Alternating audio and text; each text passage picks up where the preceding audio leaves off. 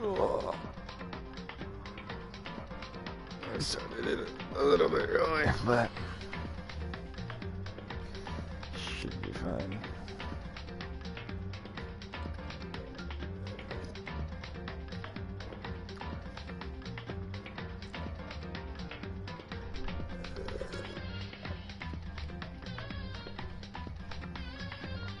Alright. What's up, Derpy? How are you? Alright, load game. Breach out. Load the save game.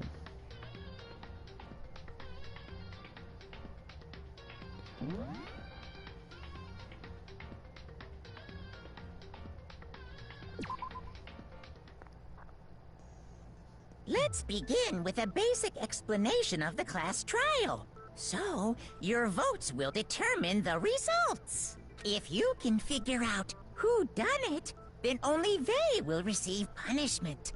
But if you pick the wrong one, then I'll punish everyone besides the blackened, and the one that deceived everyone else will graduate. Okay, then. So, first off, let's talk about the murder weapon! I didn't even get, okay, I hope my stats and stuff fucking saved, because I was gonna actually read through the, stuff before I started, but I guess not. Okay. First, we have to make clear what was used to deliver the fatal blow.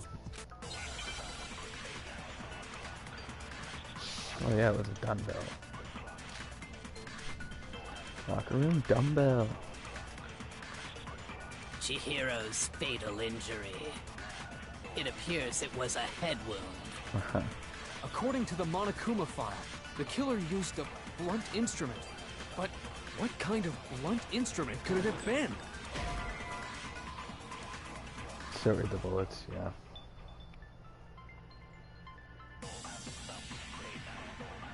Said you have some kind of proof of concept, what I said. Anything at that amount of time. Well, I thought he would be like, which one is it? And I'd be like, oh, it's this. It appears it was a head wound. Yes. According to the Monokuma file, the killer... What kind of blunt... I bet it was an iron pipe. Nope. Interesting. Fuck. That certainly would make for a powerful... Or Chihiro. Fuck. Chihiro's fatal. It appears it was... According to the Monokuma file, the killer used a... What kind of blunt instrument could it have been? I bet it was an iron pipe. Interesting. That's bullshit. That certainly would make for a powerful... Or Chihiro. Bro. Chihiro's. It appears it Bullshit. was... According to the Monokuma file, what kind of blunt instrument could it have been? I bet it was an iron pipe. Interesting. That certainly would... Or Chihiro. I'm not even gonna get past the first fucking bullet, am I? Chihiro's fatal injury. It appears it was a head... According to the Monokuma file, Yeah. what kind of blunt instrument... I bet it was an iron pipe. No, that's wrong. No, that's wrong. Break. Can we agree that the object that dealt the fatal blow was the dumbbell, found at the scene of the crime? It was covered in blood, and there was nothing else at the scene that could have caused that kind of injury. And the wound on the victim's head is consistent with the shape of the dumbbell. As far as I'm concerned, there's no mistake and no room for doubt on this one. You looked at her head wound? Yay! That's so creepy! If you don't mind, I will proceed from here. Let's move on to discussion of the culprit. Although, I believe the criminal behind this heinous act is already quite clear. What? For real? That's what I'm saying. For real? Chihiro's killer is the fiendish serial killer, Genocide Jack. Well, okay, but who is Genocide Jack? Genocide Jack, the fiendish serial killer. Did he really kill Chihiro? A new element has been added. Yes, I would like to hear it, please. For this debate, lines of white noise will appear to disrupt your reactions. Your truth bullets will disappear if they hit these lines. So think of them as obstacles in your debate. There's a way to keep this white noise from getting in your way. Press X button to attach a silencer, which you can use to shoot down the white noise. White noise is pink. Okay, cool. However, if you shoot an actual remark with your silencer instead of the white noise, the time limit will decrease, so take careful aim when you have the silencer out. Oh, but if your action difficulty is set to gentle, white noise won't appear at all. In which case, you can forget about the silencer and just focus on the situation in front of you. Well, then good luck and have fun. I think I'm on medium, I'm not on gentle, so there should be stuff. Make your argument. Genocide Jack case file. The culprit is Genocide Jack. I'm sure of it. Case closed, as far as I'm concerned. But that's impossible! Why? What makes it impossible? Well, I mean, come on! There's just no proof for it. No, that's wrong.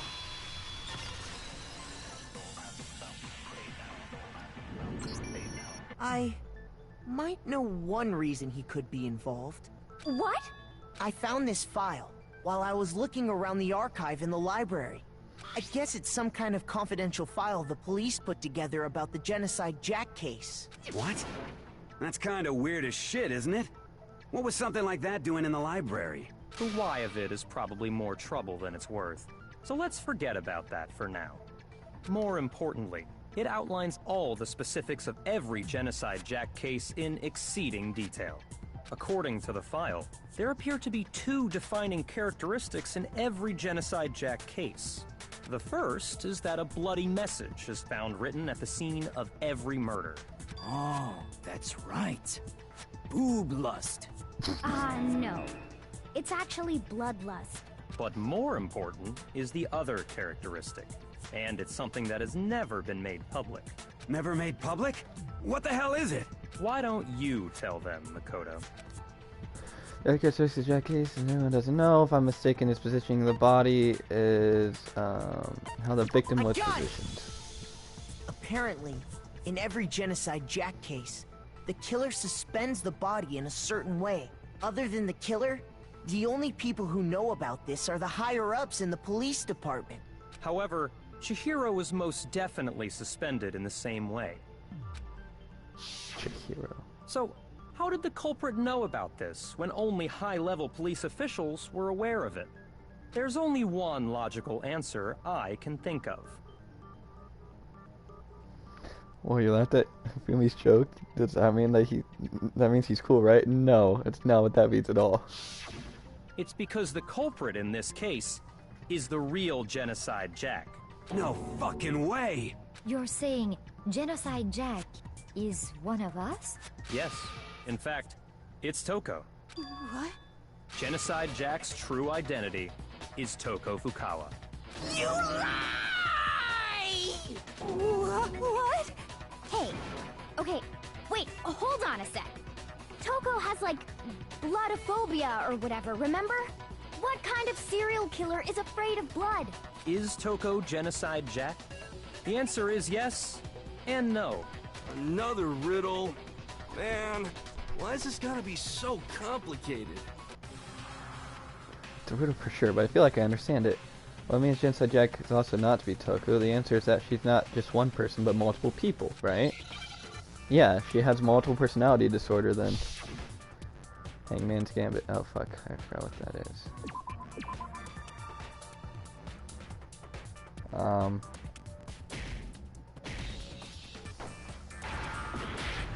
I don't know.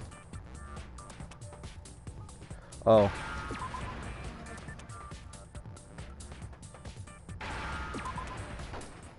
Fuck.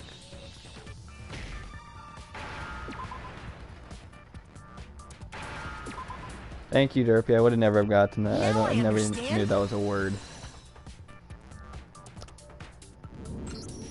Is it because Genocide Jack has a split personality?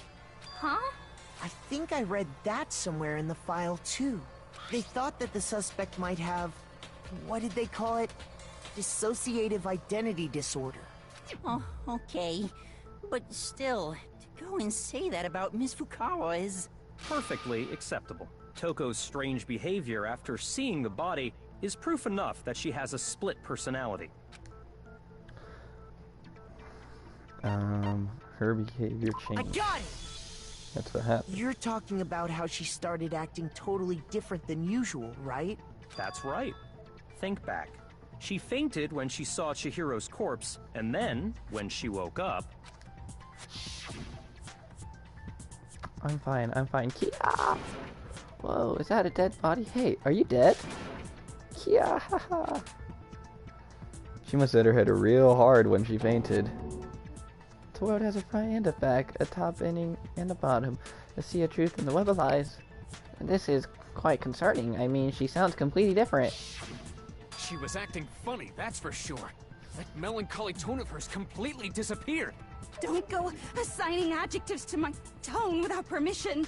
Not to mention, once she regained consciousness and saw Chihiro's body again, she was utterly calm. In other words, within her is one personality that can handle blood, and one that obviously can. So when Toko trapped herself in her room, it's because she was scared of Genocide Jack?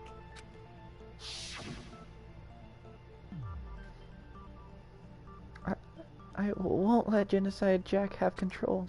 Yeah, I was talking about that. How to drive out the killer, to drive out the murderous fiend. So I was right that she is The reason she locked herself in her room wasn't to keep other people from getting in. It was to keep her other personality from getting out. What? Toko was afraid.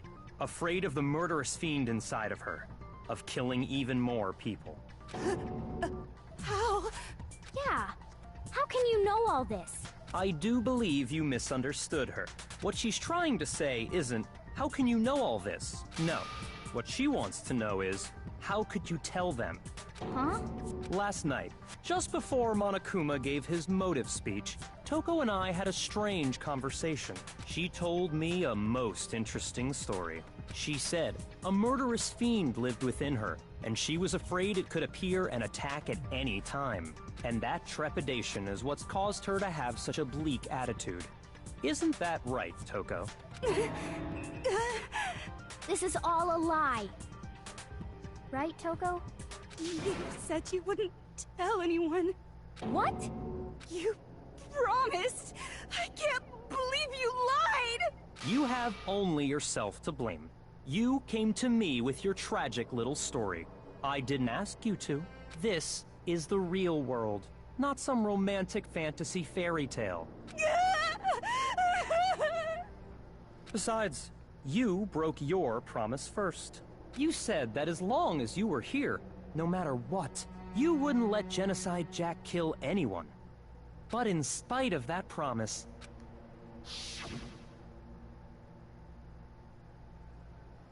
I'm sorry, I couldn't keep our promise. But don't worry, never again. I won't let Genocide Jack have control ever again. Oh yeah, You said if I kept my promise, you would go out with me. That's the only reason I promised. How many times do I have to tell you? I never said that. But you weren't able to do it. You just couldn't resist that rush you got from killing, could you? I tried. I swear I tried to control it, But your efforts were useless. What a disappointment. I hate you. Well, the opening act is nearly finished. All that's left is to hear from the person in question directly. The person? You don't mean... Oh fuck, what's happening? Toku's body suddenly lunged backwards. A huge thud echoed across the courtroom, but in the next second... Holy shit.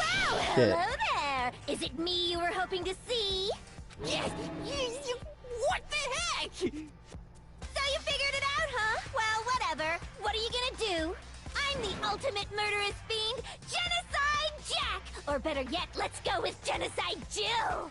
What the fuck is this? Toko, what happened to you? Not Toko, that's a loser name, and what happened is a textbook split personality.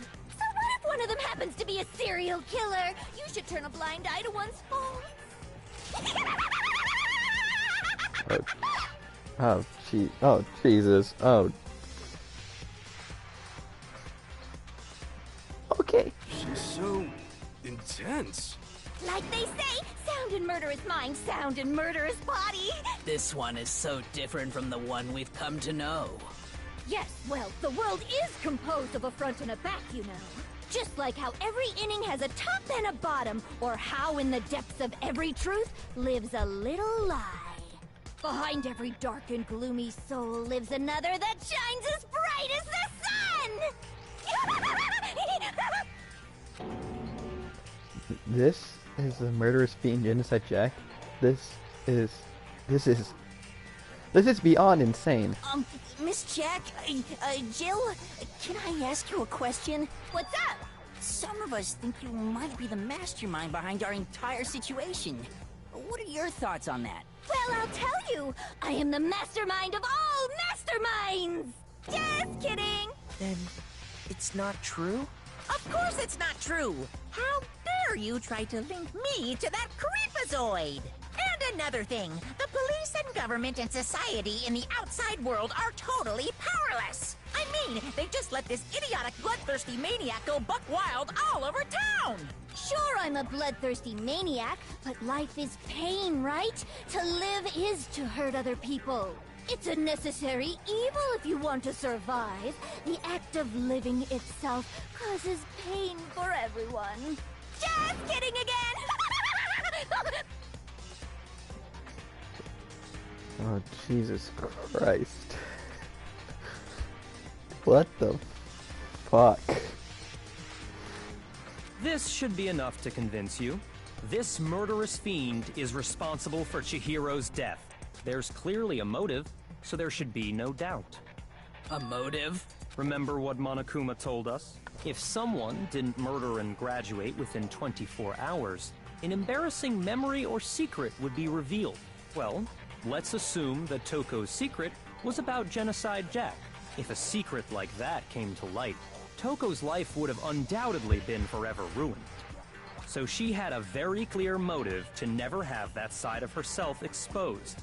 Interesting. Very, very, very interesting. But sorry, as much as I hate to admit it, I'm not the culprit. Huh? But I cannot imagine anyone other than you could murder someone in such a bizarre fashion. Maybe so, but nevertheless, it's the truth. Do you really expect any of us to believe you? Yeah. I could never believe a word you say, you monster. Bro, I literally only hear Morgana. Oh my god. Okay. Maybe she's totally right about that. But something's still bothering me. What she said, I need to get some more details about all of this.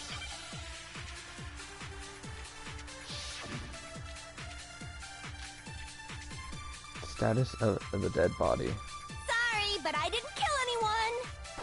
You say that, but do you really expect any of us to believe it? Perhaps if you had an alibi, that would change things. Oh, an alibi, huh? Now we're talking. When you compare your past murders to this incident, the modus operandi matches completely. What more proof do we need? Fuck. Whatever. Give it up. You killed her.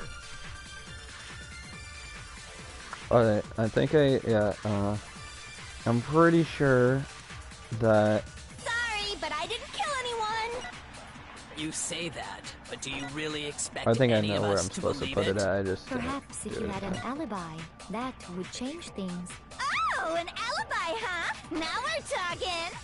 When you compare your past murders to this incident, the modus operandi matches. No, that's wrong.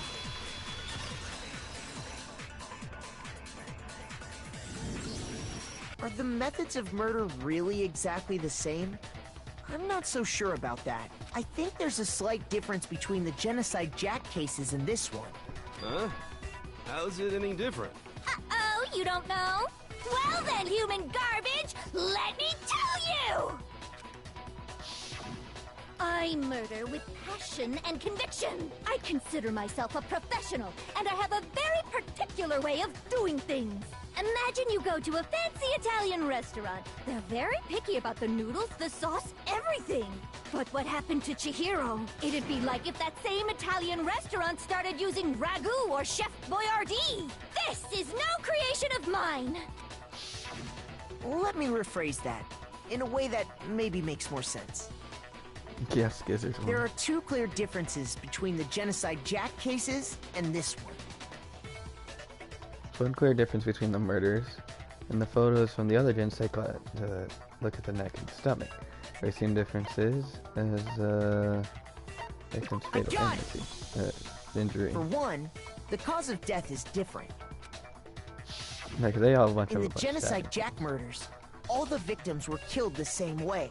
According to the case file, they were all apparently killed with a pair of scissors. But Chihiro died from a blow to the head, right? Ah, yes. That is remarkably different from the other murders.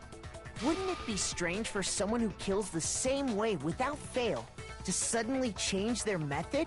And there's more. One more conflicting detail. That's right! In my recipe of murder, if the bloody message is the tortellini, then the arrangement of the body would be the pesto sauce! Could you please stop comparing killing people to cooking? So, are you saying the other difference has to do with how the body was arranged? Right. What was the Genocide Jack case? All the other victims were stabbed through their hands. Well, was used to suspend her. Do you remember what the killer used to suspend her? They used some kind of rope to hang her up by her wrists. What is your point? Well, in all the previous Genocide Jack cases, something else was used to suspend them. Scissors. Specifically, pairs of razor-sharp scissors. And guess what? I used my own specially designed scissors for the murders and the arrangement. Like I said, I'm a professional, so naturally I'm very picky about the tools I use. And you know what else? Jesus. This girl is getting more annoying than the fucking Toko version. Big Mac said there's two differences, but he's wrong. Big Mac? Are you referring to me? Listen up, Big Mac. There's actually one more difference. Huh? My word, you really didn't notice? Take a look at who the victims were in each Genocide Jack case. There's a pattern there, just waiting to be discovered. A pattern? Figure that out, and it'll be plain as death why I couldn't have possibly killed that little lolly girl. Let's see. Spanish Shining seems like Jack, and Cheerio doesn't fit. They look the same as their other victim. You notice is, I think, figure out she's gonna kill Cheerio because Chihiro was a girl, and she doesn't kill girls. Because Chihiro was a girl? Bingo! Bullseye! Right on the money! What are you talking about? In all the Genocide Jack cases, all the victims had something in common. They were all guys. They were all guys? God, the FBI is gonna get involved now. That's right! The people I kill with such passion and conviction are all adorable little men! I can't believe I said it! I'm so embarrassed! The hell is wrong with you? I can't help it! I'm just a full-throttle boy-on-boy fangirl, and the mopey side of me just hates it. But now I'm on the fast track to becoming a full-fledged fan madam! So, since Chihiro was a girl and not an adorable little man, you wouldn't kill her? Would an Italian chef suddenly start making ramen just because they're both noodles? Don't be stupid. I have too much passion and conviction to cross that line. That's the absolute reality of the one and only. We get it. You've clearly explained your hobby and your philosophy. But that's not all there is to it. It's a different matter entirely. When you're forced to kill in order to survive. Quiet, lowly cur! Lowly? Cur? I would never kill for a reason as petty as mere survival. And if by some fluke I did kill to survive, why would I bother with the message and arrangement? It'd make me the obvious suspect! That does make some amount of sense. Plus, whatever reason I have for killing, I would never never leave out my prized scissors.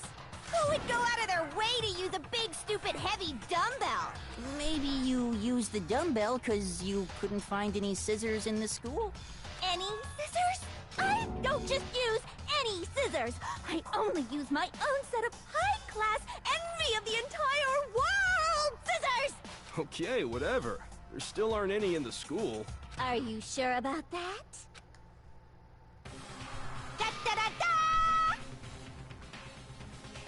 Oh, Jesus. She's fully equipped!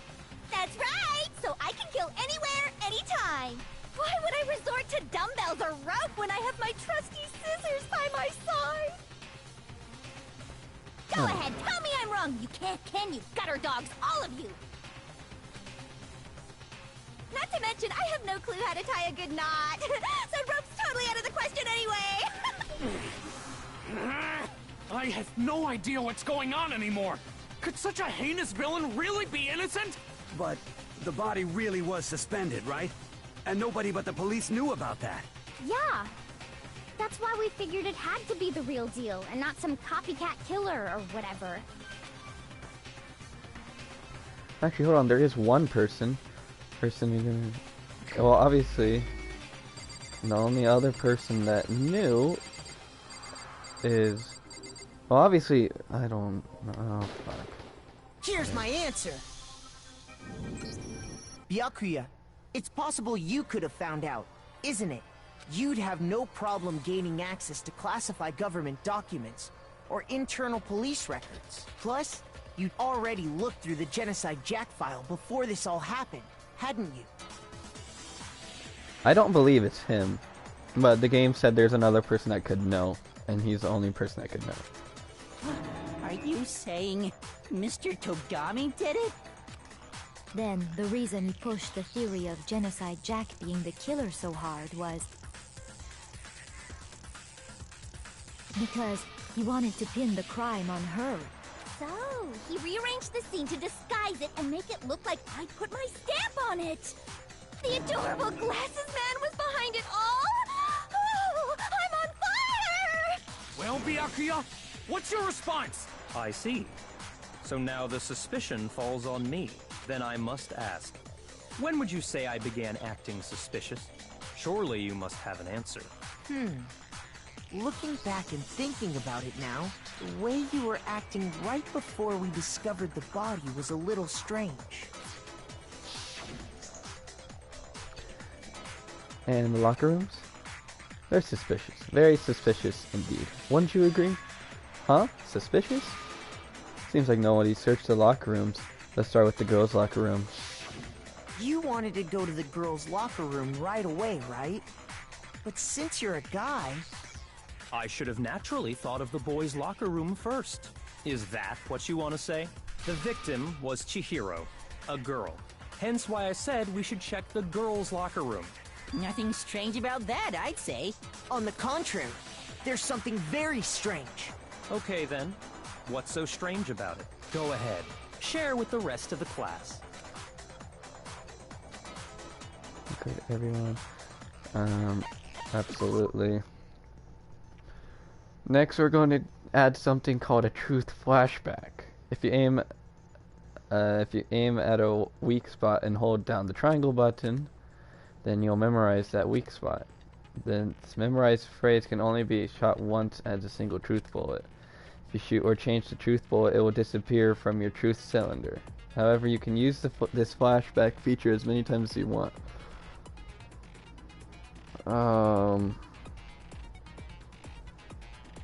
Okay. I don't really understand, but if you don't seem to have the answer to a lie or contradiction in your loaded truth bullets, it might be wise to memorize a different weak spot and use that to your case. And when's the best time to use a flashback? Well, you just have to have your key's wit, won't you? In that case, so I will say if you don't use a flashback, you won't be refuting. You won't be refuting anything. Refuting, that's what I meant. Well then, good luck and have fun. Oh god, they just keep adding new things.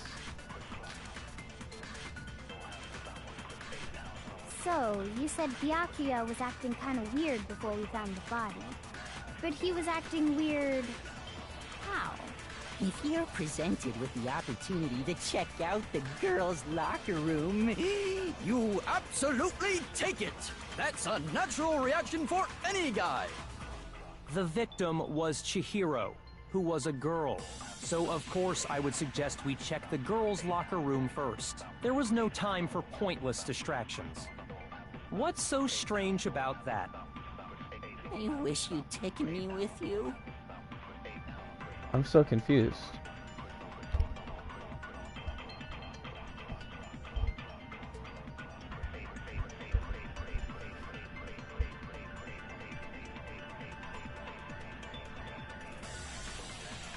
So confused. Where was their contradiction at? I didn't see one.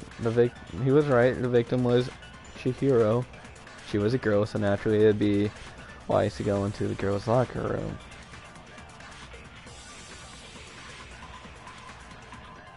Am I just being stupid for not understanding what was wrong with that?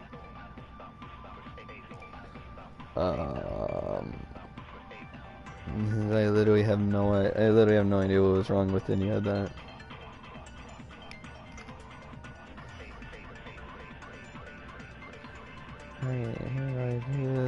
Comment about Chihiro being a girl. I realize there's a clear contradiction there because it doesn't make sense how I could have known before we even found it.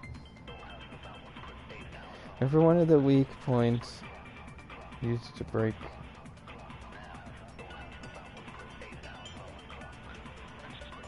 Well, what weak point am I supposed to break?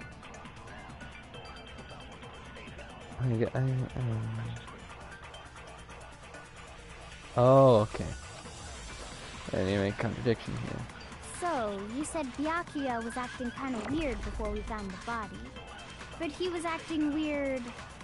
how? If you're presented with the opportunity to check out the girls' locker room, You absolutely take it! That's a natural reaction for any guy! The victim was Chihiro. No, that's wrong. Well, it's not wrong. I'll tell you what's so strange about that. Because up until we actually discovered the body, we couldn't have known who the victim was. So your claim that you went to the girls' locker room first because Chihiro was the victim doesn't hold up. I see. That's a good answer, I must admit. Interesting. Very interesting indeed. But your reasoning is still too weak. Huh? What's wrong? Is that it? Surely you've got more than that. Go ahead. Show us. That was... What's with Bayuki's attitude? Looks like he doesn't even care. I've got him cornered, but he's acting like he has nothing to do with What's him. the matter? You're not finished already, are you? There must be more to it. There is. I think. There is more to it. Think about it. We just talked about the differences between this case and past Genocide Jack incidents. The proof you're looking for is hidden in there. Oh? Proof that I'm the culprit, you mean? Differences between this case and other Genocide Jack case murders. Evidence that proves that everyone responsible is hidden in there. What could it be?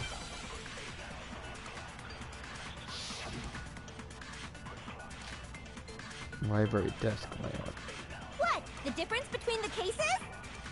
You want me to explain it again?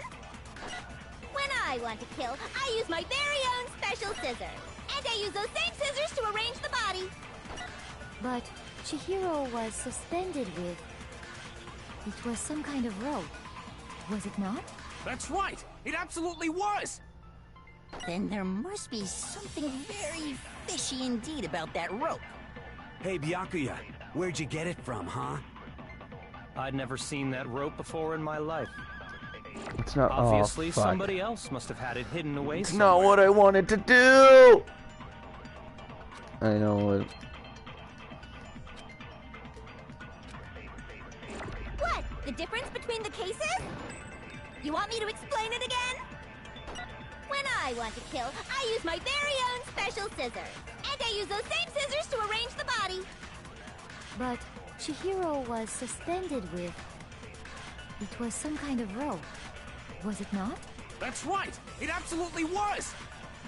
Then there must be something very fishy indeed about that rope. Hey, Byakuya, where'd you get it from, huh? I'd never seen that rope before in my life. No, that's wrong.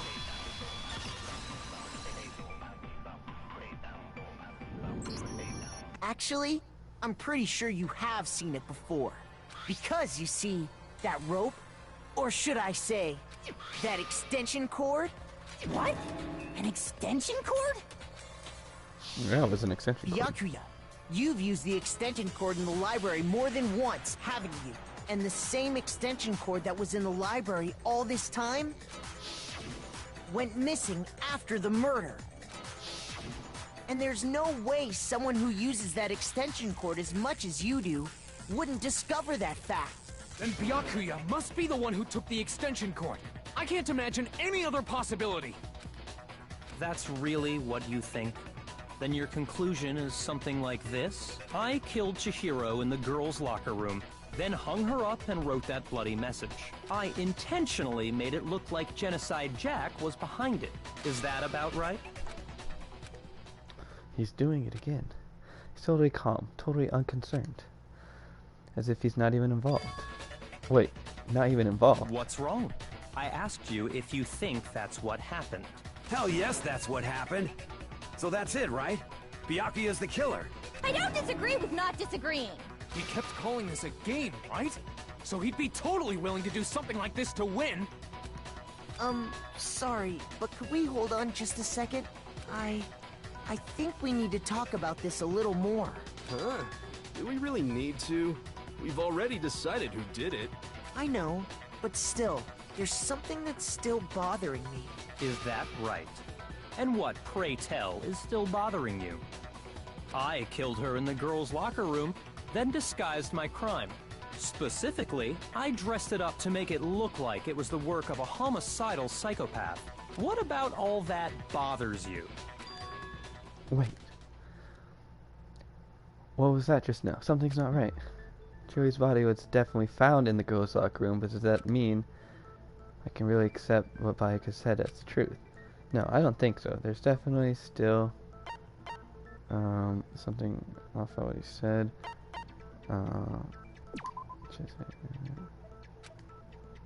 That's right. So, genocide guy wasn't here to ever consider that.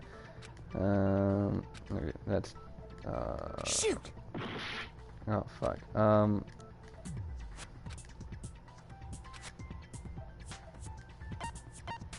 I got it! Okay, I thought it was the You say scene you of the killed crime. Chihiro in the girls' locker room, right? But are you sure about that?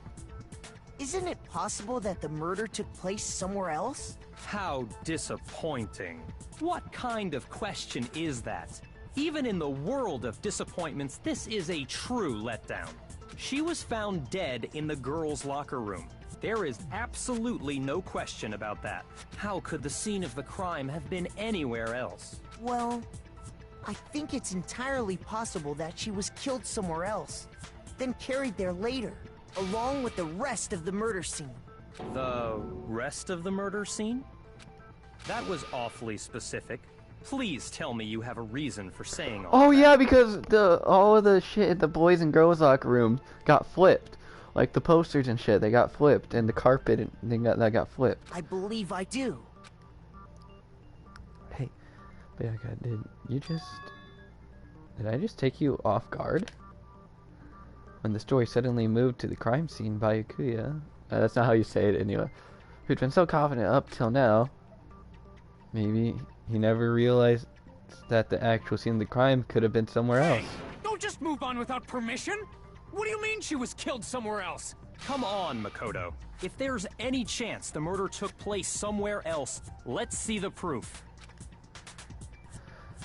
Show evidence that the murder took place somewhere else.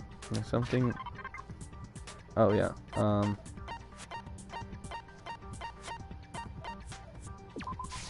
I got it! Damn. The proof that she was killed somewhere else is the poster that's hanging in each locker room. Your proof is some posters? The poster in the girls' locker room was a picture of a big-boobed supermodel. But don't you think that's kind of strange? Why would the girls' locker room have a poster like that? I bet those massive jugs of hers were totally fake! Meanwhile, the boys' locker room had a poster of the super popular boy band Tornado. Again, that doesn't really seem to belong in a boys' locker room. So you're saying that maybe the posters were switched? And there's one other thing I noticed about the locker rooms. You know what I'm talking about, right, Sakura? You're referring to my protein coffee, aren't you? Protein coffee? While I was in the girls' locker room earlier, I spilled some protein coffee on the carpet. But I noticed that after the murder, the stain had been totally scrubbed away. It's a big time rush. No, it's not that the stain was scrubbed away. It was moved. No,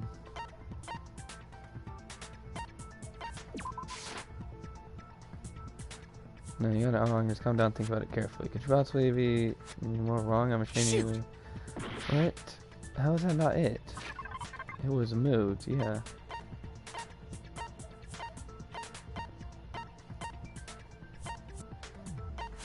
Oh. I'm retarded. The stain on the girls' locker room carpet wasn't scrubbed away. In fact, I found it on the boys' locker room carpet. That's definitely the stain from my protein coffee. Then, does that mean that the carpets were switched too? But why would anyone do that? To move the murder scene from one locker room to the other. It's certainly plausible, don't you think? What? In other words, in order to completely swap the scene of the crime, the blood-stained poster and carpet were moved along with the dead body. By doing this, the killer was able to change the entire room where the murder took place. I can certainly follow your reasoning, but why would the culprit bother doing that? Huh? Why would they go to all that trouble of switching the scene of the crime? Actually, an even bigger question. If the murder did take place in the boys' locker room, then how did Chihiro get in the boys' locker room in the first place? See, that's what I was going to ask too. How could she get in there if it was in the boys' locker room? To get into the locker rooms, you have to swipe your e-handbook across the card reader device. Oh, she could have used the dead Chihiro's ones. handbook should have only allowed her access to the girls' locker room. She had no way to get into the boys' locker room to begin with. No, she did have a way, and I can tell you what it was. I highly doubt that. Shut up! I'm telling you, I know how she could have done it. See, right? Because you really have gone into the boys' locker room somehow? Yes. You retard. Broken e-handbook. Is it really possible? Could Chihiro really have gotten into the boys' locker room somehow? Ah! I got it! She must have hacked her e-handbook! She was the ultimate programmer, after all. I'm sure that would have been no problem for her. No, I don't think that's it. No, it's not it, you the thing retard. that was in the main hall. Yes. Huh? What thing? I'm talking about Leon's handbook, of course. If she had that, she could get into the boys' locker room no problem. Technically, if Chihiro was using Leon's handbook, she could get into the boys' locker room, but we found Leon's handbook in the main hall, and I doubt it was. In which case, can we really be sure that she used Is it really possible? Could Chihiro really have gotten into the boys' locker room somehow? Ah! I've got it! She must have hacked her e-handbook. Oh. Shoot! Okay. I'm just being retarded, I Is guess. it really possible? Could Chihiro really have... Ah!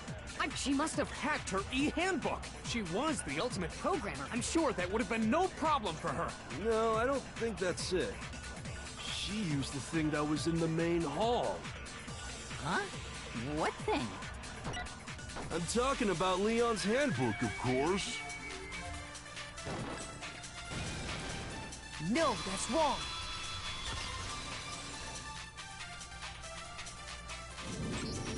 No, I don't think Chihiro used Leon's handbook. Why not? Because Leon's handbook was broken. Oh. Well, then, yeah, I guess that'd be pretty impossible, huh? I am struck silent by how quickly you gave up. Plus, isn't there a regulation against using someone else's handbook? Actually, the rule states that loaning your handbook is prohibited. It says nothing about borrowing one. In other words, you could borrow a dead person's handbook all you want, and you'd be safe. Yup, yup, yup. Hit the nail square on the noggin. Of course, if it were broken, that wouldn't make any sense anyway. So then, she must have hacked hers, like I said. She used her ultimate programmer skills and... Psst! You can't fix an e-handbook. The instant you open one up, a security buzzer starts blaring. So, if she didn't use Leon's handbook, and she didn't modify her own handbook... Maybe Mr. Naegi's initial assumption is just... wrong? It seems like there's no way she could have got into the boys' locker room. So I guess so. Okay then, I vote for Byakuya. Is that it then? Chihiro's killed in the girls' locker room and Bayaka's the one who did it? Really? And still, I don't know what else I can do. Hold on a second. I agree with you, though. I think you're on the right track. What the... You finally decide to open your mouth and that's what you've got to say? There's no way she could get in the boys' locker room, right? So... Why are you so sure she couldn't get in? There's still one other way she could have gained access. What? What are you talking about? What other way is there? Well, to explain that, why don't we take a little break from the trial? I'd like you all to come see something. Wait. Just what do you think you're doing? Don't worry. This'll make the whole trial more exciting. I'm sure that thought must please you. Huh? It'll make things more exciting? Well, all right then. I declare an official class trial recess. Oh. For real? Now then, what is it you want to show us? It better not be boring or I'll be very unhappy. Oh, I have no doubt it'll meet your lofty expectations. So, shall we go? Oh yeah, I thought I was doing something wrong, but I was like, there's no way. It was like, So before... What do you mean imagine playing on easy? I'm not playing on easy. It even proved to you that I'm not playing on easy because it said that the things wouldn't pop up on easy, the purple things.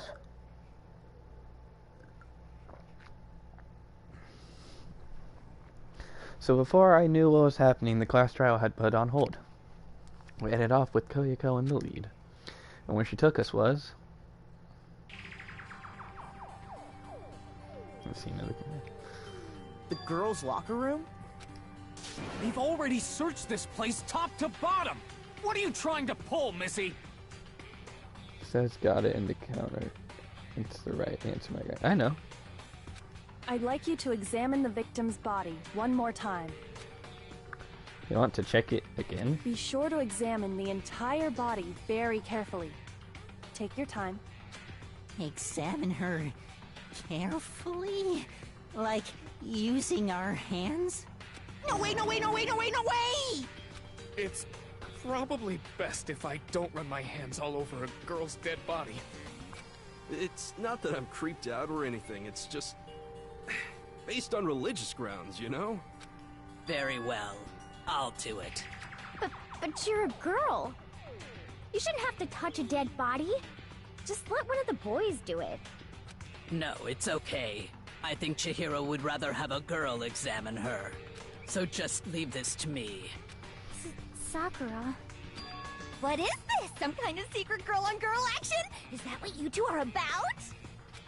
That's not it at all. Stop screwing around. Okay, here I go. I'm sorry, Chihiro. Please excuse the intrusion. Putting her hands together in a deep prayer, Sakura then began to quietly examine her body. Be sure to check her entire body, and I believe we will solve this particular mystery. Her entire body? I know you say that, but... What? This is... What is it? Not possible. It's not possible.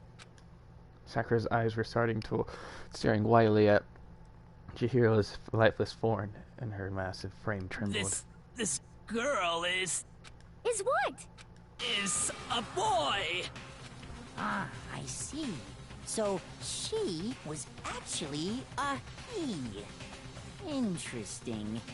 Thank you for confirming this fact.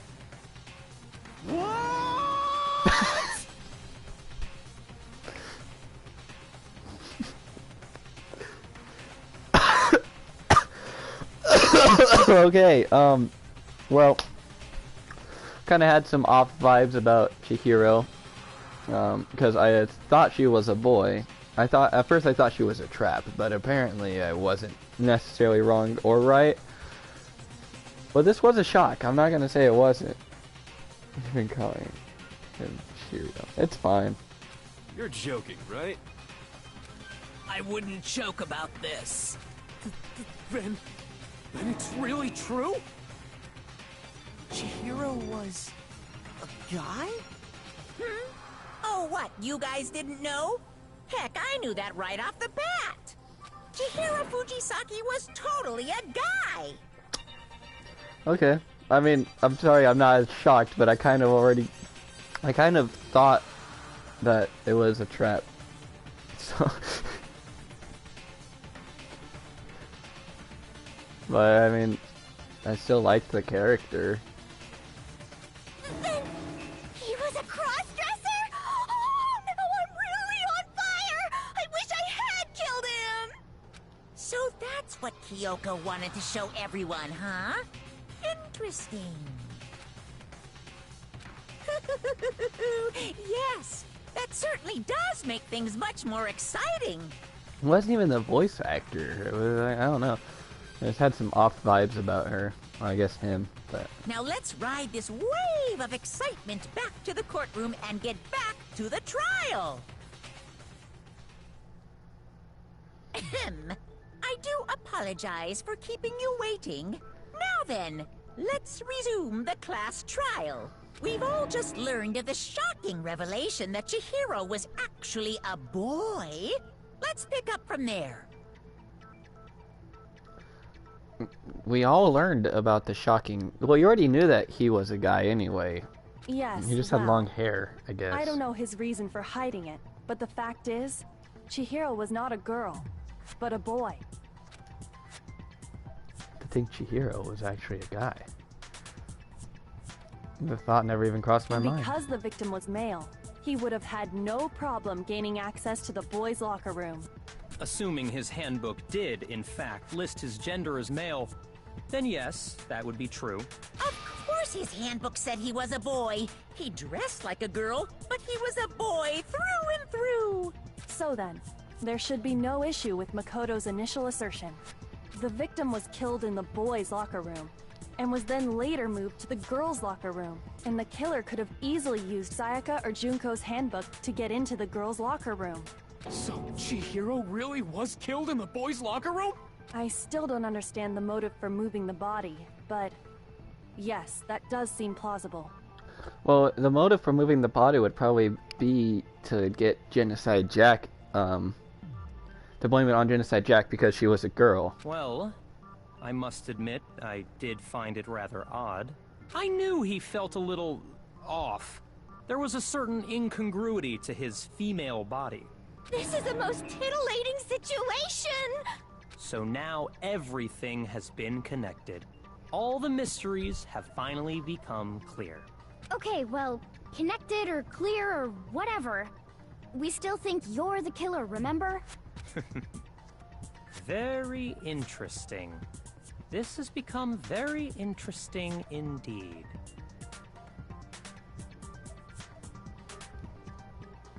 Ah, he's off in his own little world.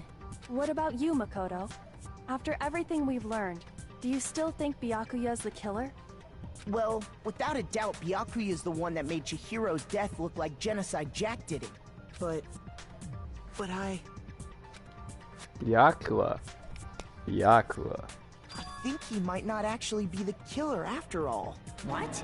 But aren't you the one who accused him in the first place? He just seems to be too easygoing about all this. Like he's enjoying us solving the mystery. The way he's acting, it makes it seem like it doesn't have anything to do with him. And you think that might be because it doesn't have anything to do with him? Plus, the evidence he left behind was a little too... how can I put it? Overt. He consciously chose to use the extension cord, knowing it could connect him to the murder. At least, that's how I see it. And Byakuya, when you found out the murder took place in the boys' locker room, it seemed to rattle you. And then again when you found out Chihiro was actually a guy. If you really were the killer, that stuff wouldn't have had any effect on you. So that's your thinking, huh? Well, it bothers me that you don't have more concrete reasons, but it's fine. I guess I'll mark it as correct for the time being. Mark it as correct? He's right. I am not the culprit. I just happened to come across the corpse in the girls' locker room and decided to alter it. Are you fucking with us right now? No, I am not effing with you right now. I'm telling you the truth. Well, I find it very hard to believe. So he found the corpse. And then did all the genocide jacks. Is that what they're saying? Did I get that? He was the one that made it look like Genocide Jack? Did it? Oh, I don't know. Go ahead. Find it very hard to believe. You're free to be executed along with the rest of us. Okay. If you're really telling the truth, then why? Why do you do that to his body? My reasons hardly matter right now. Uncovering the culprit is much more important, wouldn't you say? Now then, if it wasn't me, who was it? Well, I don't think I can say for sure without talking about it a little more. I literally have no idea who did it. We're seriously gonna keep going? We're all good, aren't we? I thought it was clear Byakuya did it. No, I'm with Makoto. If there's any doubt whatsoever, we need to explore every possibility, because if we're wrong, we all die here. That's true. Very well then. I'm with you too. Damn straight. Count me in. Do you not have a mind of your own? Of course I do. What am I, an ant or something? Anyway, let's discuss this all as a group one more time. We still have time to make our decision. That's very true. Our lives are all on the line. Excellent. Then shall we resume our game of hide and seek? So Byakuya didn't do it. Then who's the real killer? Who murdered Chihiro? Chihiro. I don't know. There's one thing we can be sure that we know about the killer. The killer was gain access to the murder scene, which means the killer is a guy. The scene of the crime was in the boys' locker room. You would need a boys' handbook to get in. Since the handbook is apparently broken, the killer would have to use their own. In other words, it would have to have been a guy. And there's still not enough. If that's still not enough, I need to find some more clues.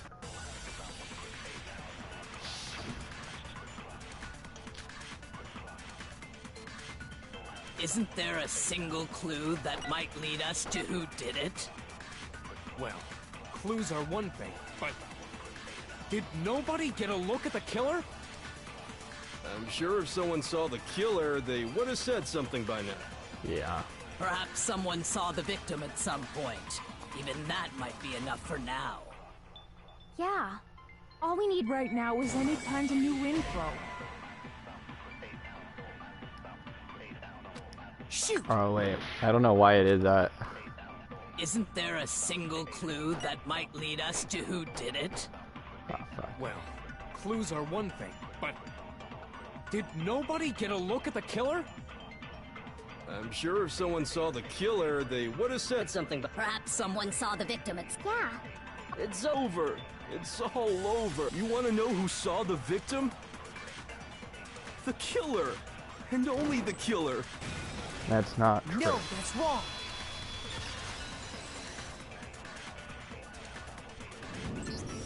I believe someone else did see the victim before he was murdered.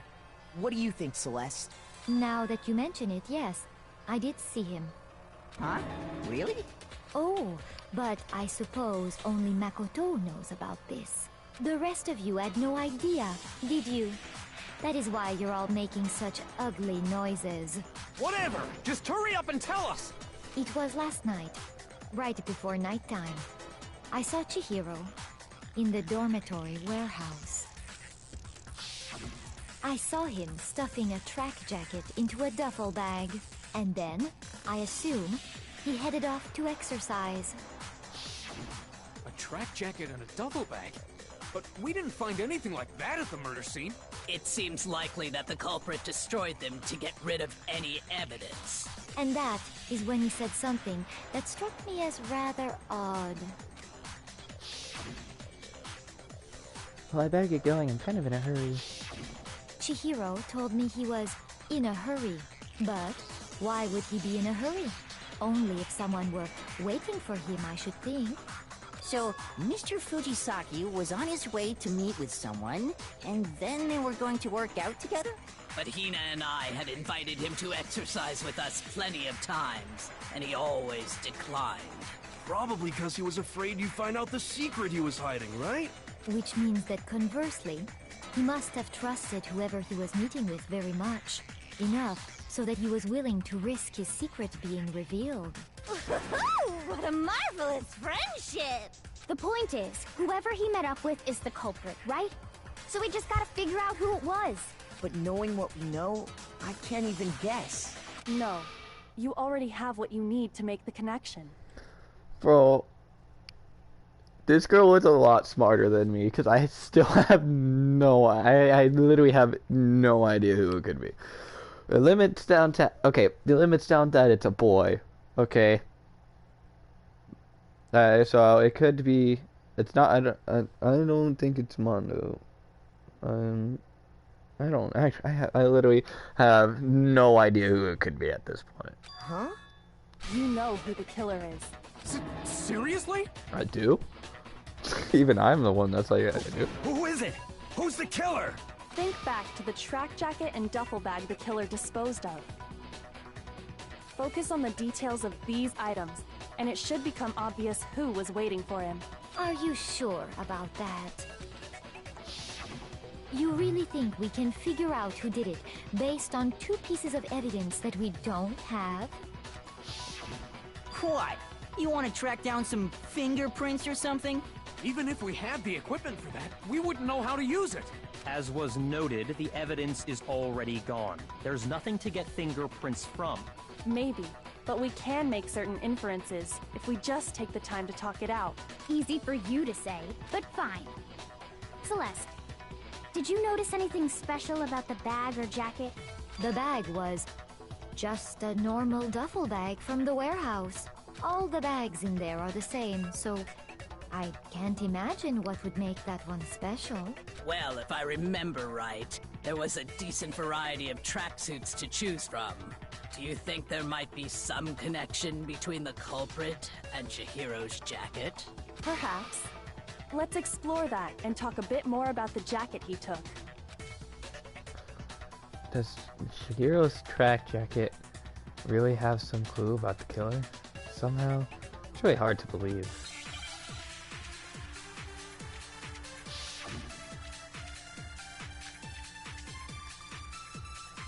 First of all, we know where Chihiro was headed. He was on his way to go exercise. So next we have to ask, why did he choose the specific tracksuit that he did? What do you mean, the specific tracksuit? I got it! He picked that tracksuit because it matched the one the culprit was wearing. So, what you're saying is, the killer was wearing the same blue tracksuit as him? No, that's wrong. Oh, okay, cool. I just kind of guessed that was... No, that's wrong! Hold on a second, Mondo. What did you just say? Huh? What'd I say? When Celeste testified a few minutes ago, she said... I saw him sucking a track jacket into the duffel bag, and then I assumed he headed off to exercise. She never said anything about the jacket's color. So why did you say Chihiro's blue tracksuit? What are you... You just... Hey, Celeste, what color was Chihiro's tracksuit? As a matter of fact, it was blue. Oh! And before we began the trial, did you tell anyone that? The only one I told about any of this was you. Then, Mondo, how did you know what color Chihiro's tracksuit was? But because I'm sure he saw the clothes at some point in the investigation. No, that can't be it. The bag and clothes were surely disposed of by the time we began our investigation. Then the only reason he could have known what color the tracksuit was is if he saw Cherry with it before he died!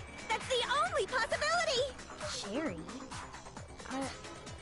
Are you talking about Chihiro? So, how about it? Did you see the tracksuit or didn't you? Just by chance. I just happened to see it last night. He walked past me, and he was carrying the tracksuit in his hands. No, that can't be it either. According to Celeste's testimony, Tracksuit was in the bag. She stuffed the jacket into her bag in a hurry. It was almost like she was trying to hide it. And then like that, she was gone. when Celeste noticed it, Chihiro made a point of making sure the jacket was completely in the bag. If you just ran into him briefly, you couldn't possibly have seen what color the tracksuit was. Yeah. It would appear you've dug your own grave. Perhaps. But you handed him the shovel, didn't you? That's why you said what you did. Focus on the tracksuit and it'll be obvious who he met with? What a bunch of nonsense. Ah, now I understand. It was all one big bluff, wasn't it? Your true intention was to draw a slip of the tongue from the culprit. That's why you said you knew who did it, to put them on edge. That's right. However, Mondo was my target all along. I had my suspicions about him from the very beginning. But why? What made you so suspicious? That's a good question. That's the way he was acting? There was a certain turning point that tipped me off. Maybe you didn't notice it, Mondo, but you tend to refer to men and women differently. You only call guys dude. For girls, it's chick. And after he was killed, you happened to refer to him as dude. Oh, he did! Once I picked up on that, it occurred to me that Mondo knew something we didn't. You noticed such a tiny detail? Are you a witch? She's a witch! You're positively frightful! No, I'm not the frightful one. Not nearly as frightful as someone capable of murdering a friend. Mondo, was it really you? Did you really kill Chihiro? I didn't kill anyone! You've been all over me, judging everything I say, putting words in my mouth. What gives you the right to treat me like a goddamn criminal? Yeah! He would never do something like that! This is a false accusation! It's true. My reasoning on that is pretty shaky. That was fast. Well, this does present us with a problem. It seems we are all out of leads. My time has nearly come. That's what my little ghost friend is telling me. Oh yeah, that reminds me. Hifumi, weren't you telling me you'd found some evidence? Really? What kind of evidence? Actually, you know, now that I'm thinking about it here calmly, it might not be all that relevant. Jeez, does your confidence just get up and walk away? It's fine, man. Just tell us. If you really insist, then, here it is. What do you have there? It happens to be an e-handbook. I found it laying on the ground, so I scooped it up. You found it on the ground, that must mean it's... I got it! Chihiro's. We know Chihiro's handbook was missing from the scene of the crime, right? For a fact. For a fact indeed. I was totally sure I'd found it. Then it must hold some clue about the culprit, right? Well, that's what I was hoping. But it's busted. It won't even turn on. I imagine the culprit broke it to get rid of any evidence after the murder. That's odd. I didn't think the handbooks were quite so fragile. You're right. They're not. They're totally waterproof and shock resistant. It would take an awful lot to break one. And yet, this one does appear to be broken, as is Leon's, sitting useless in the main hall. For all your confidence, That is a remarkably high failure rate. Do you think there might be some kind of mystery in there somewhere? How precisely did the handbooks get broken? By hitting its weak point. Done! You already told us before that the handbook has one weak point, didn't you? Yeah! You remember that? Sure, maybe I let that slip, but I never told anyone what the weak point actually was. But if the handbook is supposed to never break, and two of them broke in quick succession, then... Then we can only assume that someone's figured out its weakness. You know what the weakness is, right, Monokuma? So, what is it? Huh? You're asking me? I think it's a necessary piece of information if you want this to be a fair trial. But if I tell you, and someone else decides to copy it, that would be very not good. Just tell us already! Why would we want to break our own handbooks?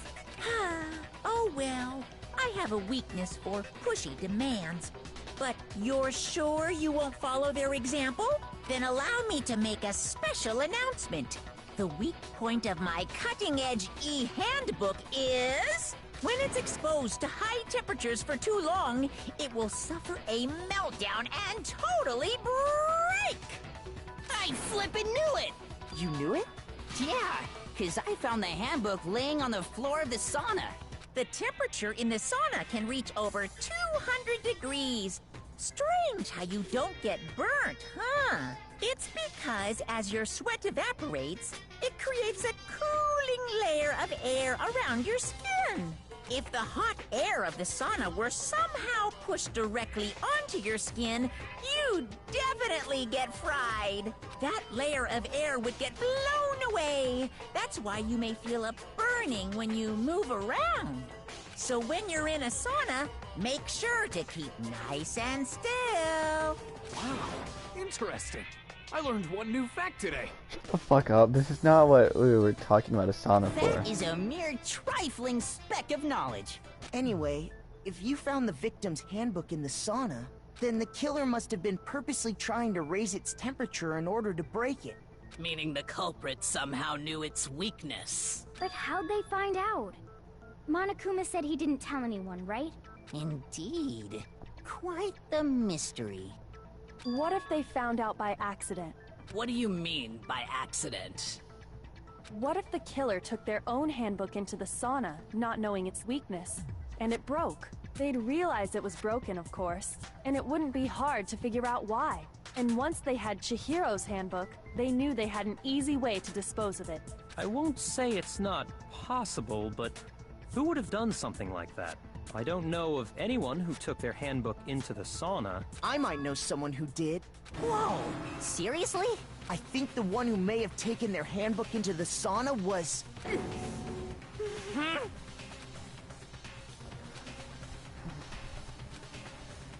The one that had their clothes in the sauna was my main man Mondo. Here's my answer! Mondo, your handbook got broken in the sauna, didn't it? What? Why? Why do you keep accusing him?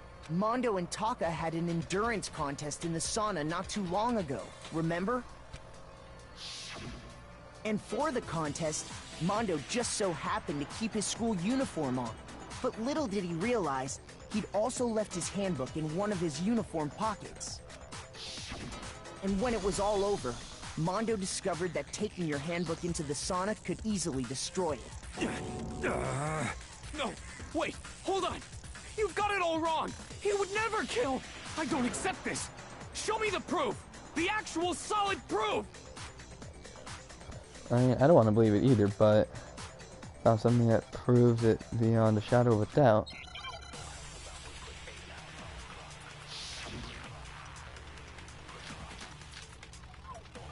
Oh, fuck. I have to decide which one it is. Let's test Makoto's assertion. Fuck, I don't remember how to change them. If what he says is correct, then Mondo, you broke your own handbook. In other words, If Mondo's handbook is actually broken, then that proves that what Makoto said is right. Well, my goddamn handbook works just fine! See? Look! Makoto was wrong after all! Mondo wouldn't hurt a fly!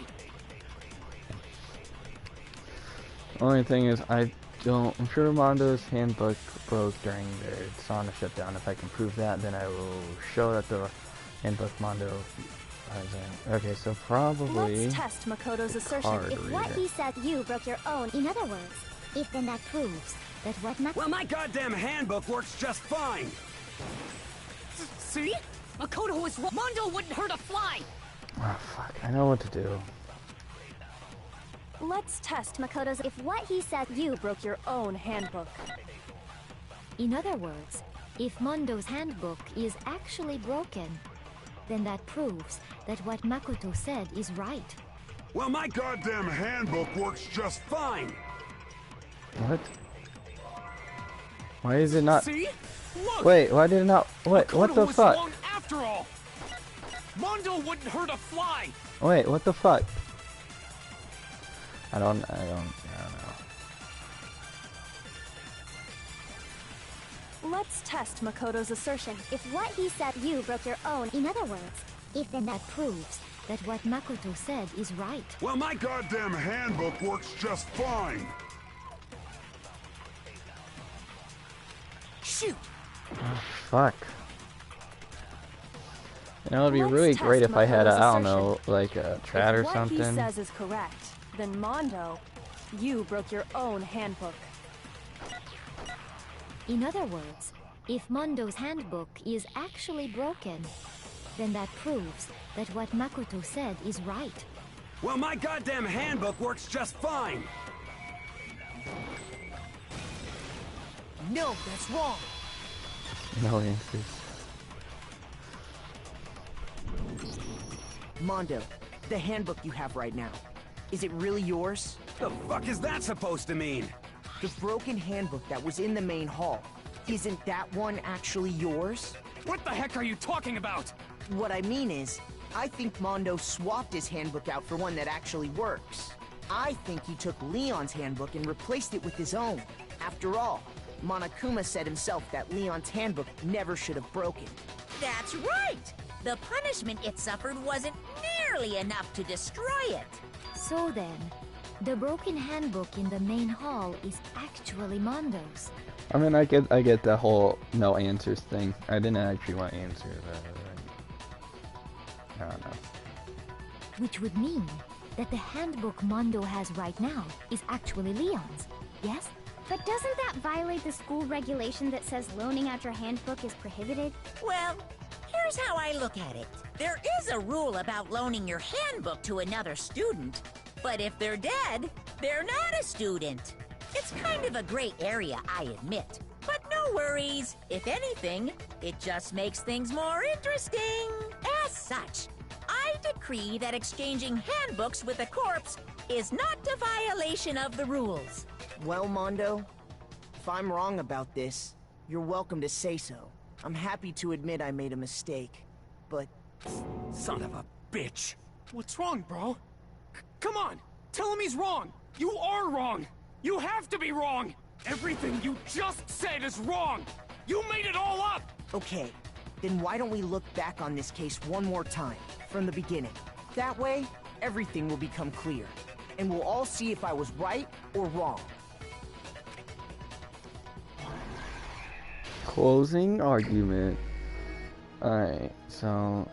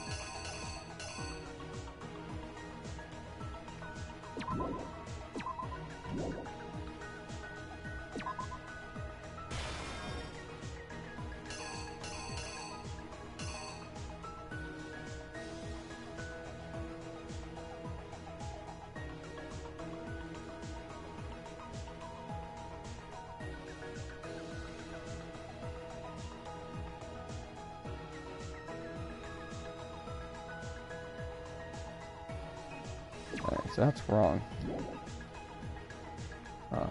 Because he wasn't the one that did it.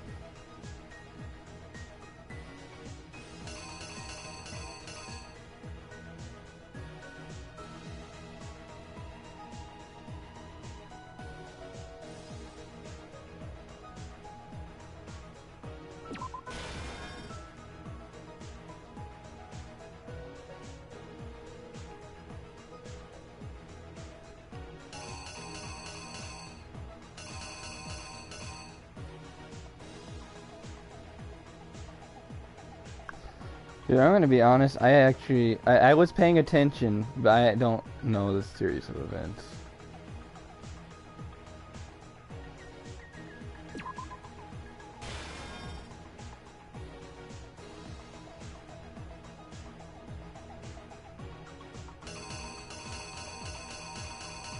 This is where the bloodless would go.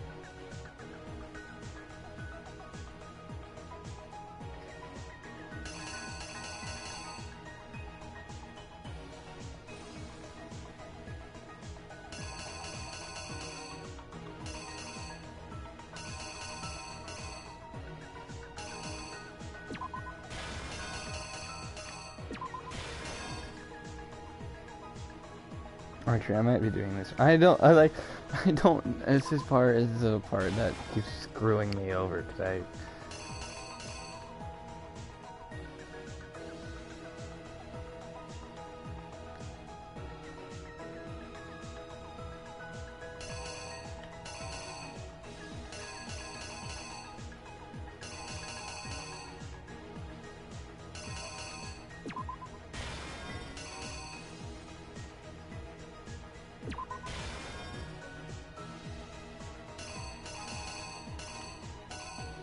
I don't know what that is. What is that? Like, some of these I don't know. Like, I don't know what these two are.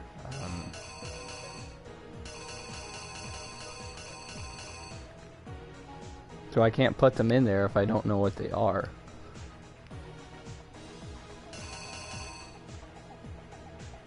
I don't know what that is either.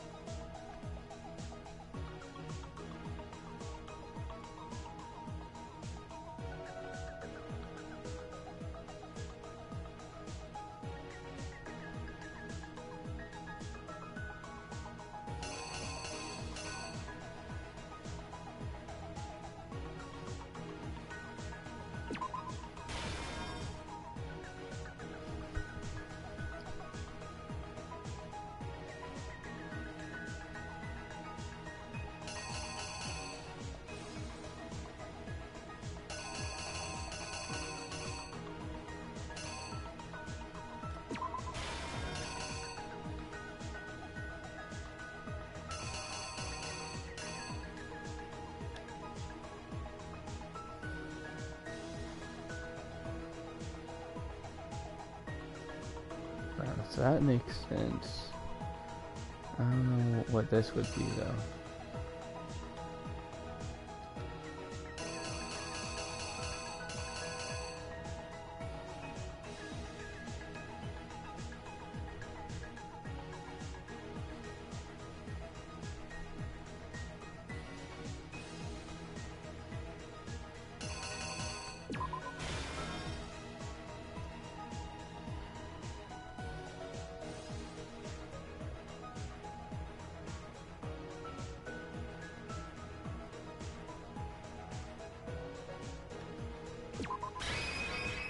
Here's exactly what Okay, happened. I know that most of this is First, gonna be wrong. let's take a look back to before the incident. Last night, Celeste saw Chihiro in the warehouse, correct? At the time, she was apparently stuffing something into a duffel bag. That something was a blue tracksuit. You can confirm this, right, Celeste?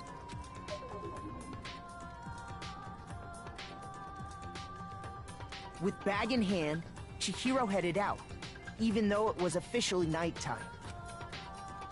She made her way to the locker room, specifically the boys' locker room. But how could the victim, who was apparently a girl, access the boys' locker room?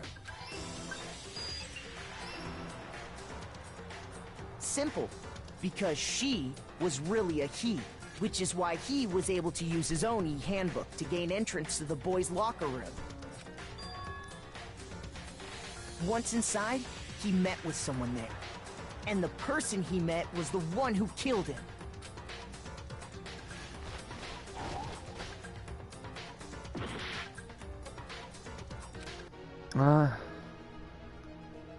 I don't know. Okay, I don't know. And I don't know about these two either.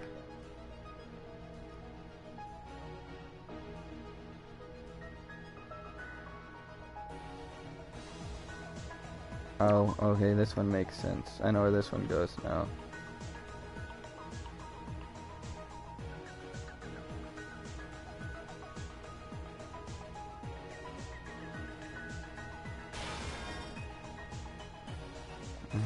I still don't know what this is.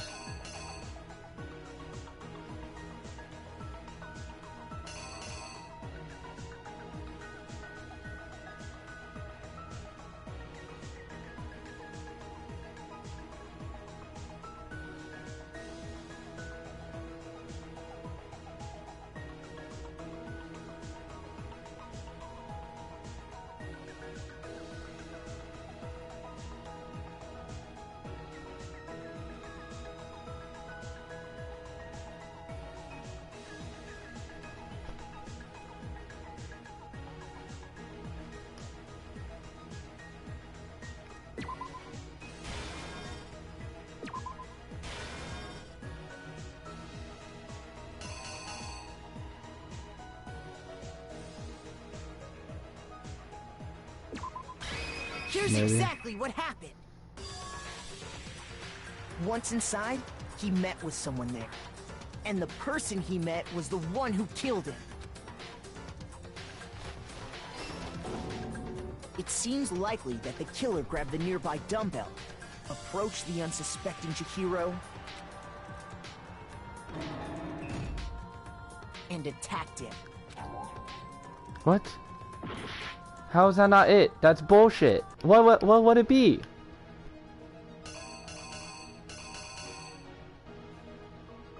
Alright, I don't care about the whole not telling me anything. Just I've tried 2 times. Just fucking tell me. I don't care. I literally have I legit have no idea. And I'm not about to lose at the last fucking part.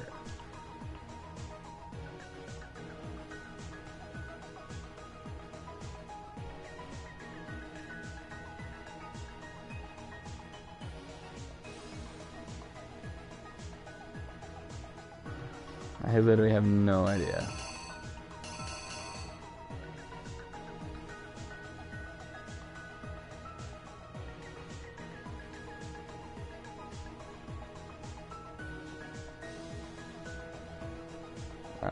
His putting the doorknob there doesn't make any sense.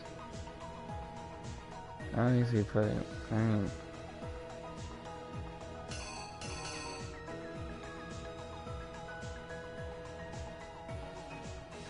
and maybe putting the poster full of blood or something afterwards. The killer is you! And attacked him. No, dude, I don't know. I'm going to lose at this point because I don't know.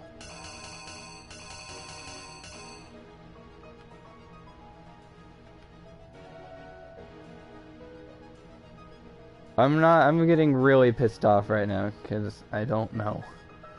I don't even know if this one's right and the last one's right either.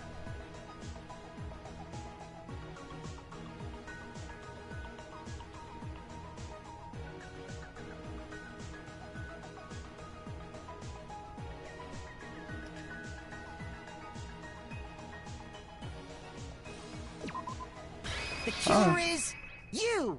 Oh. If that's not right, I don't know what it is. And attacked him. Cool.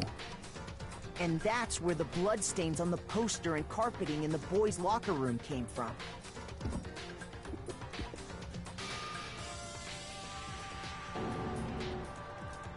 It was likely in the heat of the moment. The body was arranged, but the murder itself felt unplanned.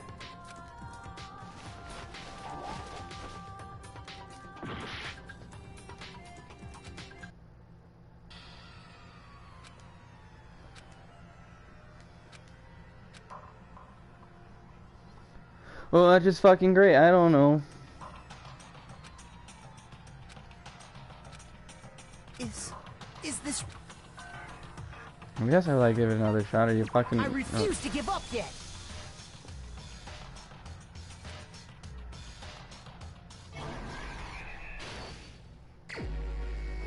Alright, it's funny. Haha, I lost. Can you fucking tell me now? Ah, so funny. He lost. Man.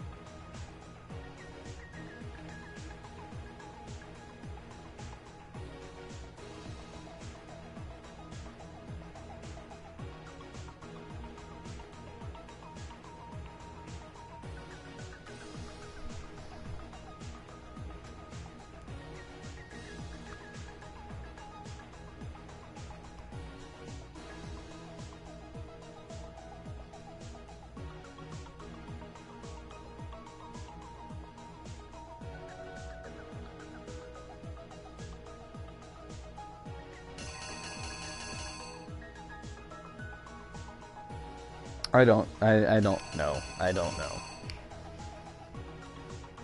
I legit have no idea. Obviously these ones are alright, because I went through that.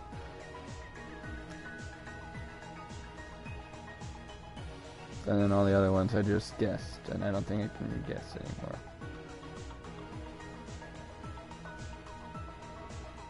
That one seems self-explanatory, that one seems self-explanatory. And then these two, I don't know. And then I don't even know what the middle one is. What the middle two are.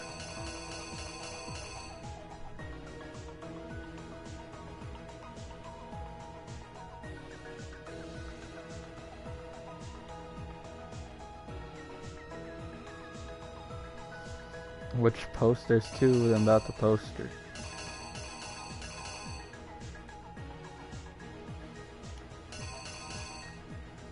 Oh. Dude, I'm about to fucking kill myself. First, let's take a look back. At the time, that something was a blue tracksuit. You can confirm this, right, Celeste?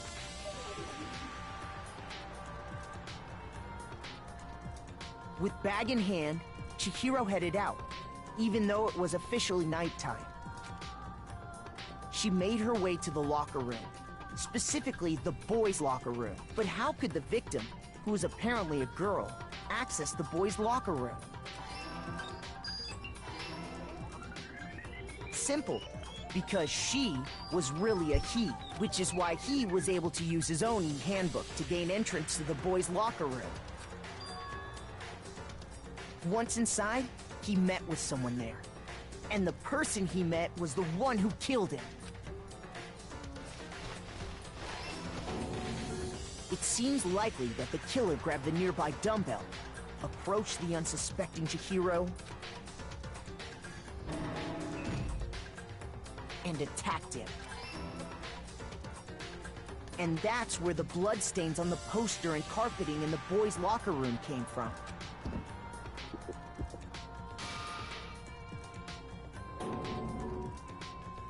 It was likely in the heat of the moment. The body was arranged, but the murder itself felt unplanned. Which is why the killer hurried to try and hide the act. Then, removing the bloody poster,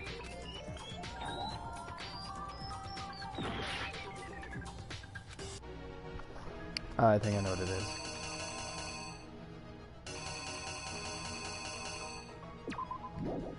Could be this. Here's exactly what happened.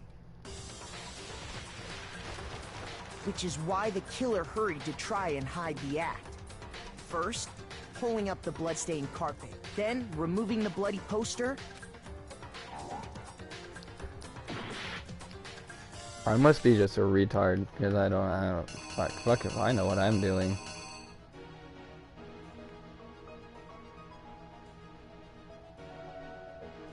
I guess this. The killer is you! Which is why the killer hurried then. I don't know. I'm about to just throw my controller. I don't care anymore. I don't care. Why with the dumbbell? That makes no fucking oh my god. Here's exactly what happened. Which is why the killer hurried. Hurry up and try to hurry up. Thank you. What was the dumbbell? Huh? Looks like you're wrong, bud. That's what it looks like.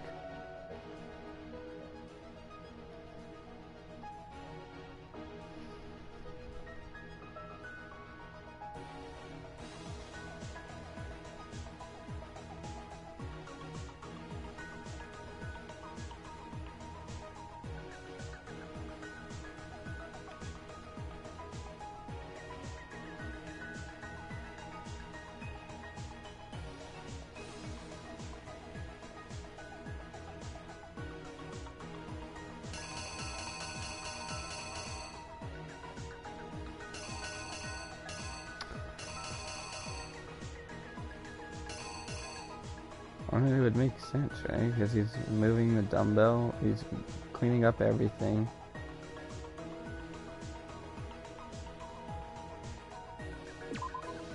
Here's exactly what happened. With that. Yeah, I don't know. I don't know.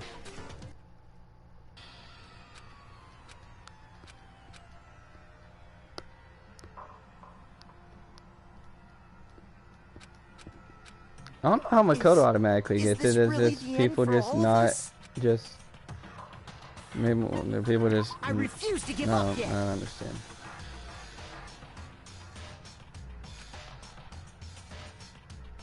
Well, there's not one that he's carrying her.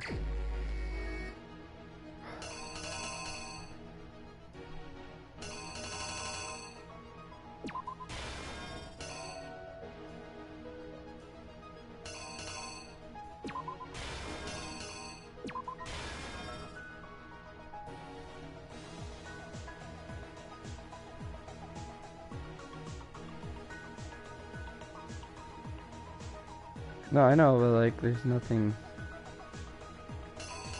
Fuck, now I can't even remember what the order was.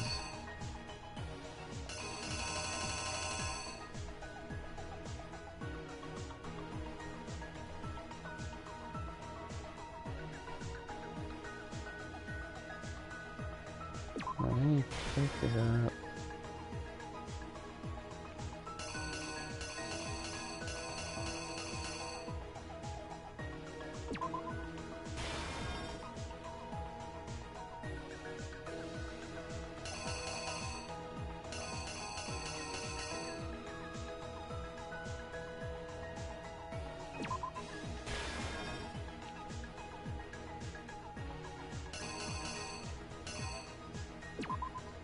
I guess this, then. I don't know.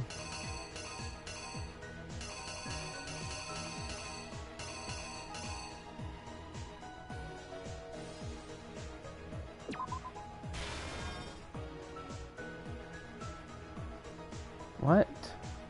I got the poster there already. I don't know what more you want from me.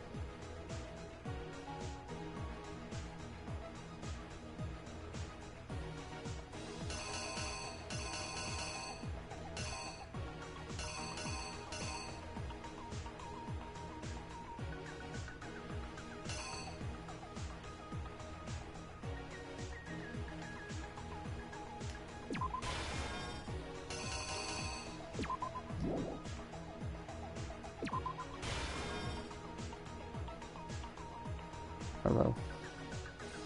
Okay. Okay. The killer is you! First, at the that's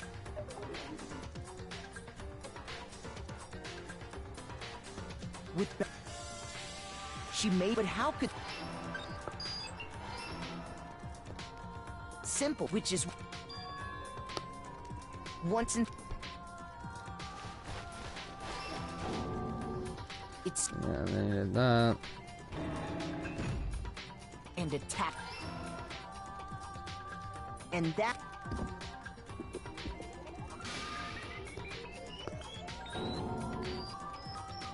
it was likely in the heat of the moment. The body was arranged, but the murder itself felt unplanned. Which is why the killer hurried to try and hide the act. First, pulling up the bloodstained carpet, then removing the bloody poster. I don't fucking know. I don't know. I don't know. Apparently I'm too fucking dumb to figure it out. The fucking bloody fucking dumbbell is not it, apparently, even though it makes the most fucking sense on why it should be it.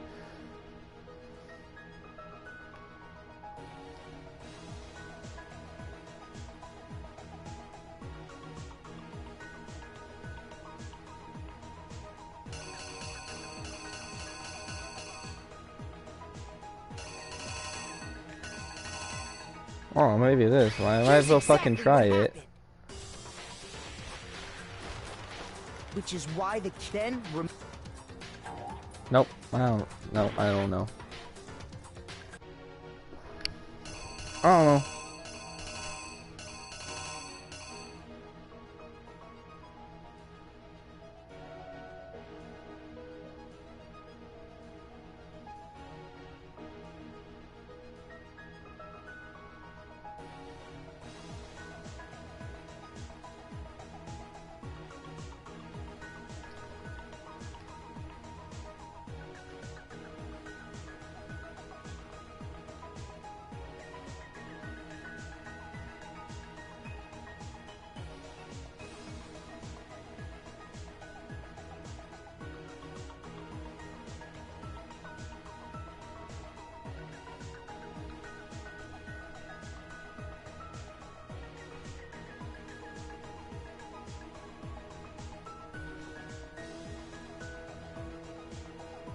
Yeah, I legit have no idea.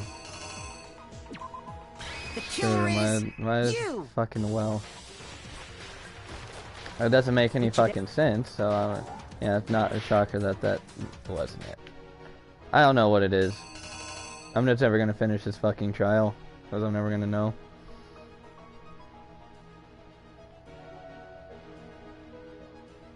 I mean, maybe it's this. I mean, it might be that, but then what goes here then? I don't know, maybe it's that. Hmm.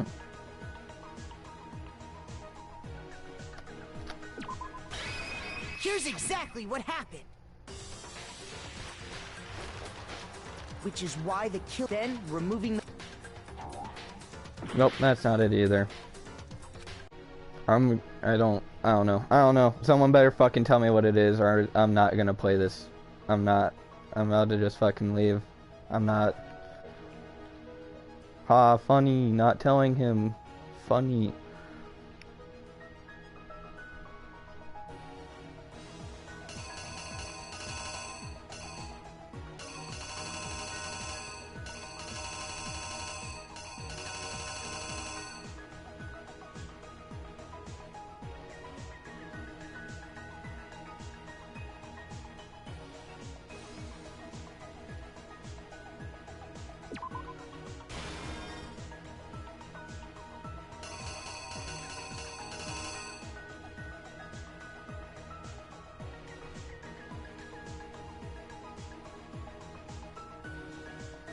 Hey, you don't have to fucking spam me 3 fucking times. You do know that I'm not gonna look at the chat the exact second you fucking put it down. The killer is you! Which is I why already the did it. killer hurried to try and then removing the bloody poster. And finally carrying the corpse into the girls' locker room. A girl's handbook was necessary to get into the locker room, of course, but this alone doesn't prove that the killer was necessarily a girl. After all, Sayaka and Junko's handbooks had been placed in the main hall. Using one of those, a boy could get into the girls' locker room without much problem. Fucking, who cares? Okay, I'm gonna just continue restarting. I'll eventually get it.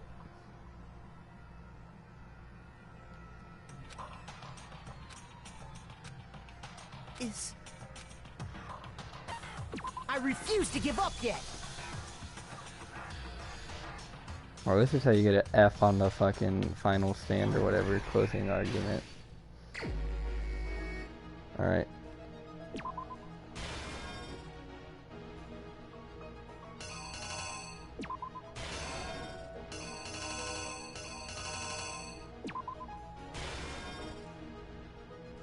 And then he picks up the fucking...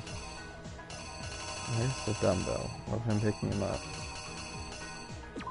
There.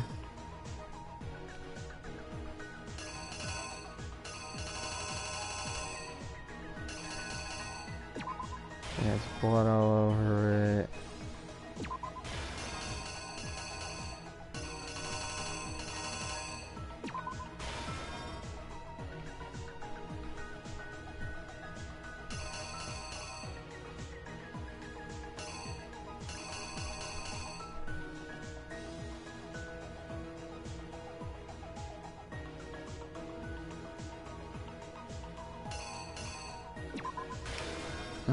Okay.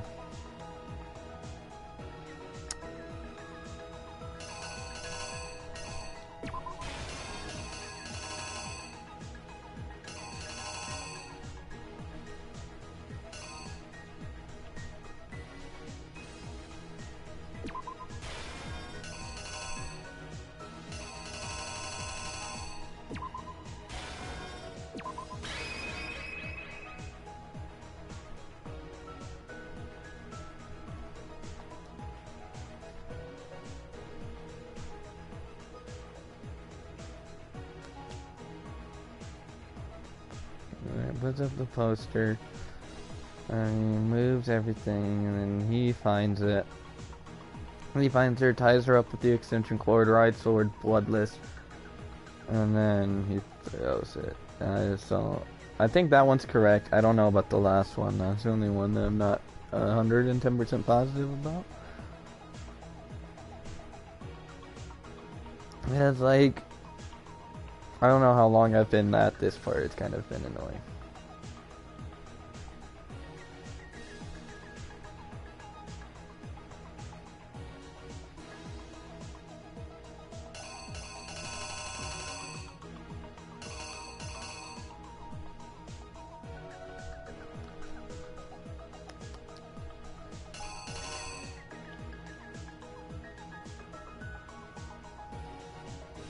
The I killer don't know, I'll is just do you. it. Might as well, right? First, at the Out of the room, That's whatever. so I'll do it in a second.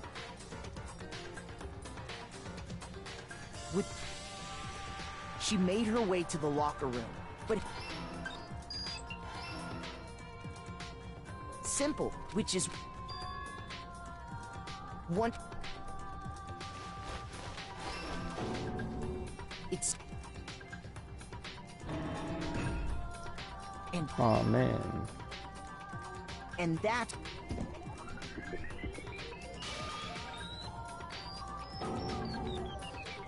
it was, which is then and a girl, but this alone doesn't. After all, Sayaka and Junko's handbooks had been placed in the main hall. Using one of those, a boy could get into the girls' locker room without much problem. And that's exactly how the killer did it. Dun dun dun. With the carpet and the poster they brought with them, they got to work. They changed the layout of the boys' and girls' locker room in what you might call a crime scene switch. That could have been the end of things, but no. Byakuya discovered the body and decided to intervene in the situation, making things even more complicated. I don't know why he did that. So, after stumbling on the crime scene, he went and grabbed the extension cord from the library, and then he got to work. He used the cord to string up Chihiro's lifeless body.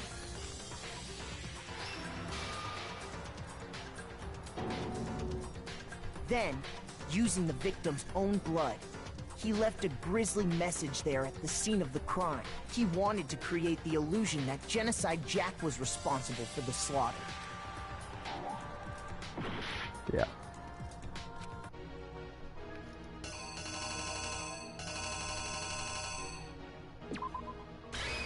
The killer is you!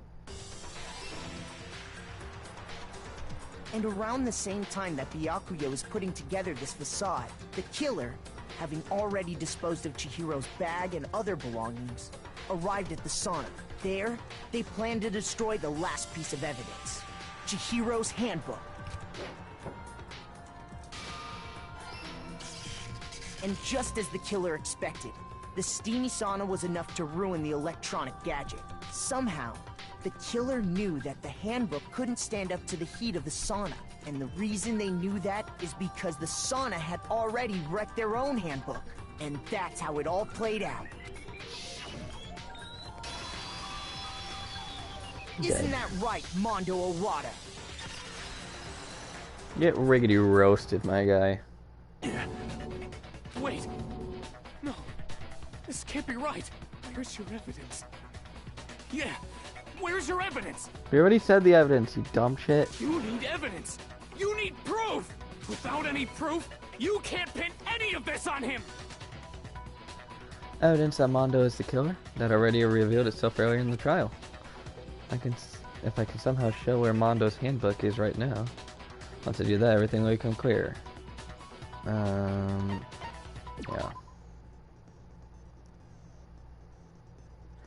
Yeah, I'm not expecting, I was just getting kind of pissed off. Let's talk a little bit about fever time and negative time. What? During a bullet time battle, you can press R1 button Fever Time will activate, and the tempo will be forced to max. At this point, even if you push the buttons at random, you won't miss. So you can push X, square, however you want to destroy your opponent's verbal assault. But this only lasts till your focus gauge runs out, so make the best possible use of your time.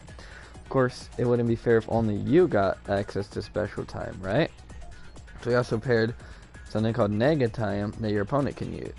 If the opponent activates Nega Time during the bullet time battle, your tempo marker will disappear, making it quite a bit tougher to hit the buttons in rhythm. If you were to activate Fever Time at this point, no, never mind, I'm sure nothing would happen. I don't know what I was worried about. Unsurprisingly, if your action difficulty is set to gentle, that's the opponent won't use Nega Time. Well, then good luck and have fun.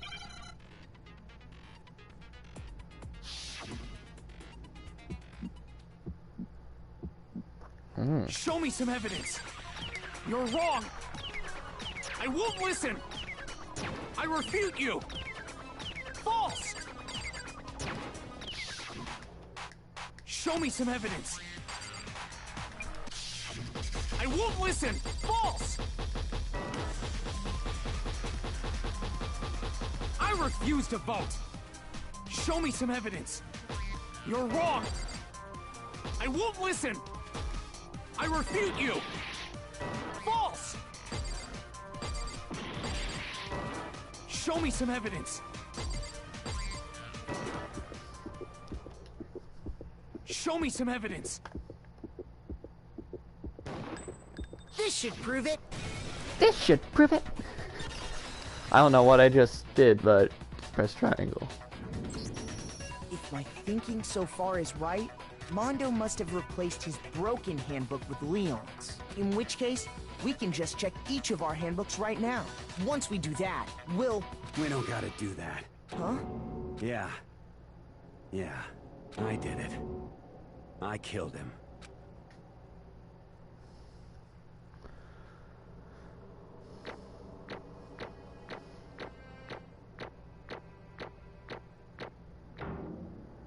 Oh, that was all A's? I was not expecting, unless I missed something, it seemed to be all A's. 80. Bro, what are you saying? I got no choice, man. After hearing all that, I gotta just... give up. Go ahead, Monokuma. Get it over with. Ask for the goddamn verdict. Roger that. Wait! Hold on! No waiting, no holding on. Time for the moment we've all been waiting for. Grab your lever and give it a yank! Who will you elect as the Blackened this time around? Well, I wonder will you who make it the is. right choice or the dreadfully wrong one? What's it gonna be? What's it gonna be? I don't know. What's it gonna be?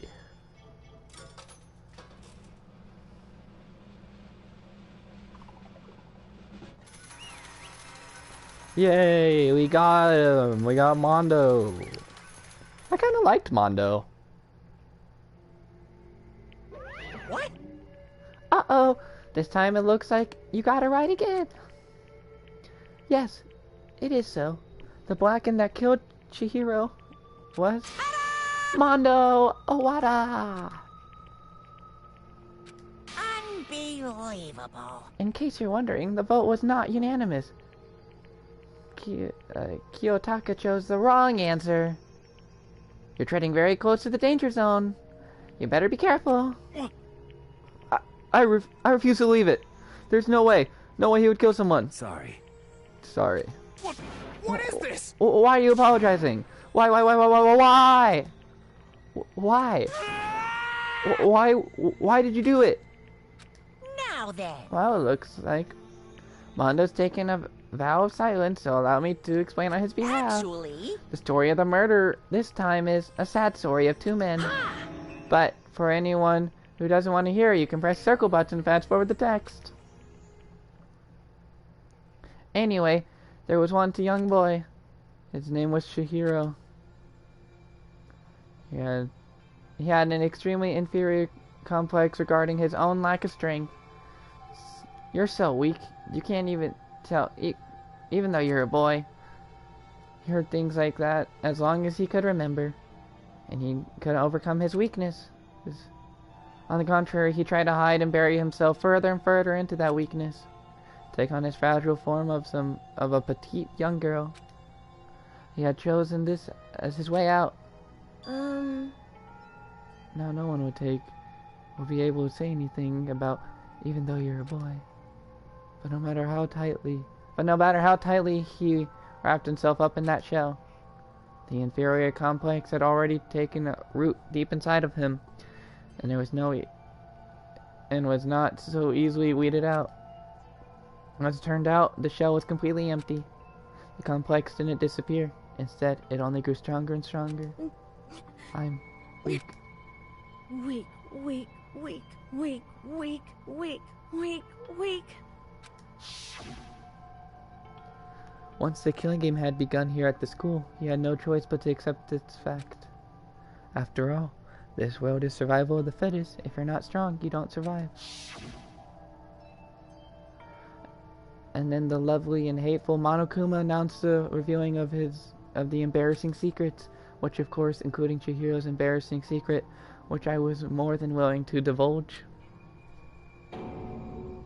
Even though he dressed like a girl, Chihiro is actually a boy. Hey, And that was something Chihiro couldn't let anyone find out, no matter the cost. If that was to be revealed, it would be the end. The hardened shell would crack and the armor would fall away. Without a doubt, those around him would torture him more than ever before. Everyone figured being thrust into such a dilemma must have sent him spiraling into despair. What? And yet... I'm sorry. I don't really want to talk about it right now. But I also don't want to leave things the way they are, so maybe I can talk about it later. I'll try my best to become strong, then I can tell everyone. Annoyingly, he used the threat of discovery to motivate himself to become stronger. That's right. Now's my chance. I want to change. I'm going to get stronger and accept who I am. Strong enough so that when someone says, even though you're a boy, I'll be okay. I'll get better. And with that thought on his mind, he resolved to take immediate action. And so, that day he made a commitment to begin exercising. He was prepared to restrain his mind and body, but sadly, that would be the first and only chance he would get at it. Hey, When he decided to start exercising, he thought it would be good to ask for someone's help. But he wanted to tell that person his secret first, and then ask them to help him from there. And that person he went to? Yeah, that's right. It was me. Yep, it sure was. The biker gang fella had been painfully clear about how important his manly promises were. But Chihiro probably figured that even if he confined in Mondo, his honor would make him keep the secret. Plus, Mr. Macho Mondo was the symbol of a strong man that Chihiro had always aspired to be. Maybe talking to Mondo about it will help me get some courage.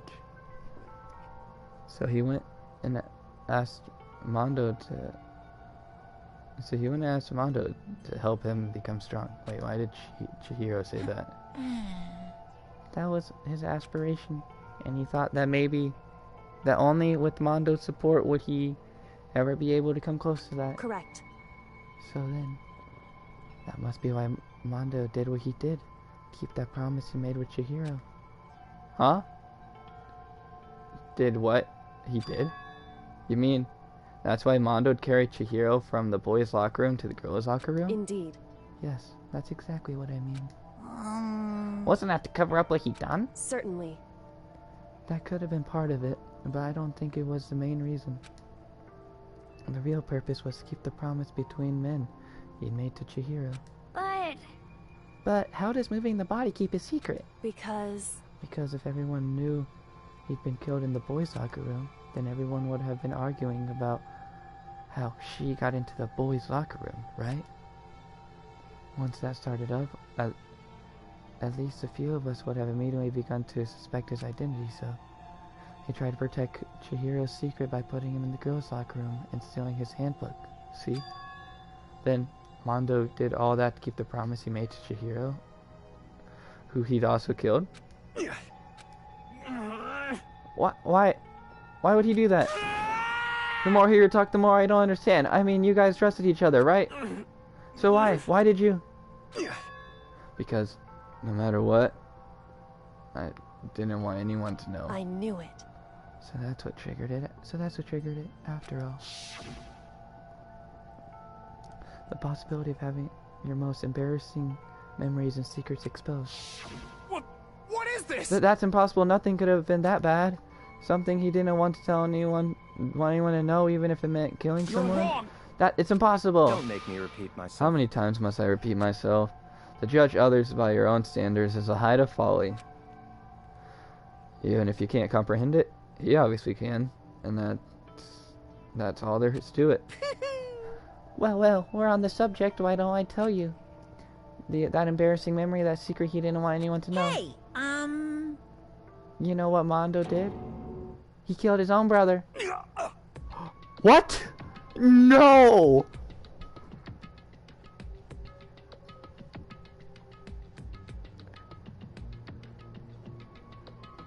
He killed his own brother?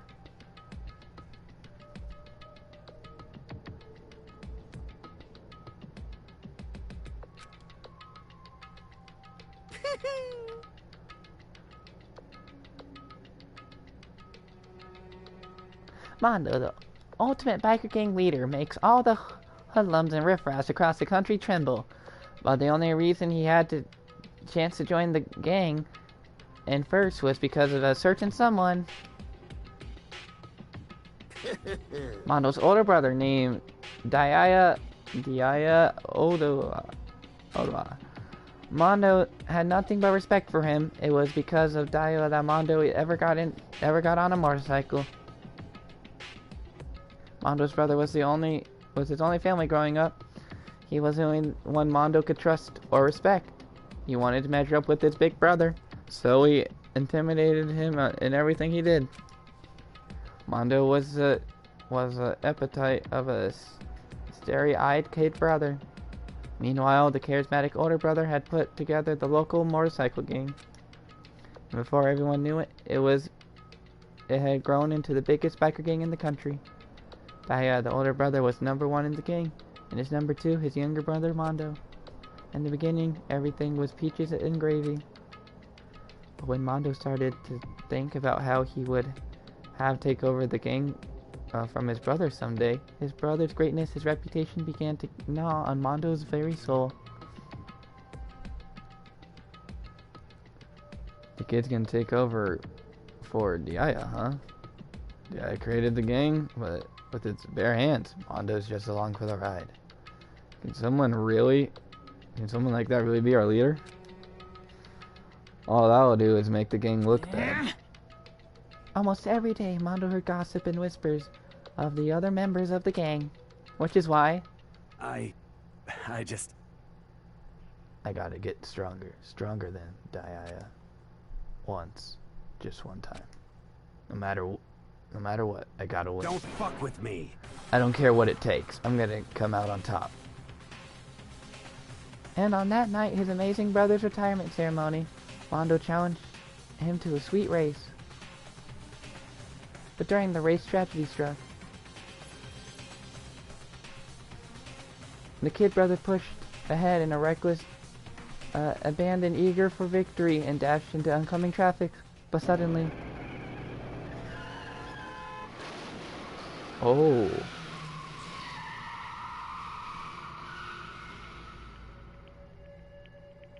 Lying in his kid's brother's arms, the older brother delivered his final words. My bad, kid. I fucked up. Sorry.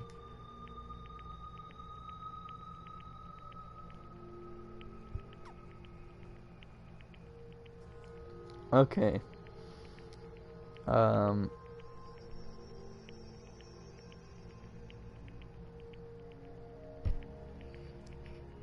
Wow. I was, Not expecting that, that's for sure. Of course he knew it was his brother's fault, but I never blamed him for what happened. Hey kid, the rest is up to you. No matter what, you gotta keep the gang together. Because it's the team you and me put together. It's a promise between men. He decided to hide the truth of what happened from everyone else in the gang, in order to get the gang together and keep the promise to his brother. He could never admit to anyone that it was his own weakness that had caused the accident. And as a result, the team was made even stronger under the banner of the kid who's bested his big brother. That was gonna lose to his kid brother, so he got stupid and got himself killed. That's because of the explanation for what happened. Mondo's lie became the truth. He wanted to leave the team so badly, he was willing to tell all kinds of lies about his brother. I'm strong. Strong. And yet, as soon as our killing game began, he realized, no matter how tough he pretended to be, he was just another weakling that could die in an instant. And then the hateful Monokuma announced revealing of the most embarrassing secrets. And at that point, it was clear I would have no problem shedding light on his secret. Mondo killed his own brother. No matter what, I couldn't let the other gang members find out. If that happened, everything would have been ruined. Everything me and my brother had worked to create would have been destroyed. His death, all the guilt I've been carrying around, it all would have been for nothing. So that's why. Mondo? After I saw what Monokuma had on me, my head filled up with a kind of fuzzy uneasiness and just started swirling around. I never felt anything like it before. I didn't know what to do about it. I was making sure that I wasn't sure what to think or say, but after a while that fuzziness, uneasiness turned itself into a rock-hard lump of anxiety way down in my stomach. And it was right around then that Chihiro asked me to start working out with him. Right after that, he told me a secret. Seriously? Jesus. I'm sorry. Yeah, I'm sorry I lied to you. But why? Why now? Why are you telling me all this, all of a sudden? Huh? Because, I mean, you kept that secret all this time, right? If anyone found out, you would... But... You're right, but... I want to change. I wrapped myself in lies. I'm weak. I want to destroy that version of me forever. His words was like a knife in my gut. I felt like he was exposing the lie I'd been living myself. I have to change. I don't want to be weak anymore. You're so strong. It can't hurt you, right?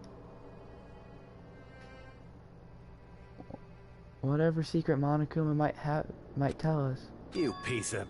So, what? You're saying I should just say it? What? You're saying if I really am, I should just be able to tell everyone my secret? Huh? I was jealous. I was jealous of Chihiro's strength. He had the strength to face his own weakness to try and overcome it. It was the kind of strength I've never had. So I was jealous of him. And that jealousy broke me. What? Are you making fun of me? I'm strong? Are you fucking with me right now? No! I'm not making fun of you. You really are strong, Mondo. I felt like I could hear something starting to creak. Something inside my head. What did he want me to do? What was I supposed to do? Was I supposed to just sit back and let my secret get revealed and ruin everything? What's wrong? What's wrong?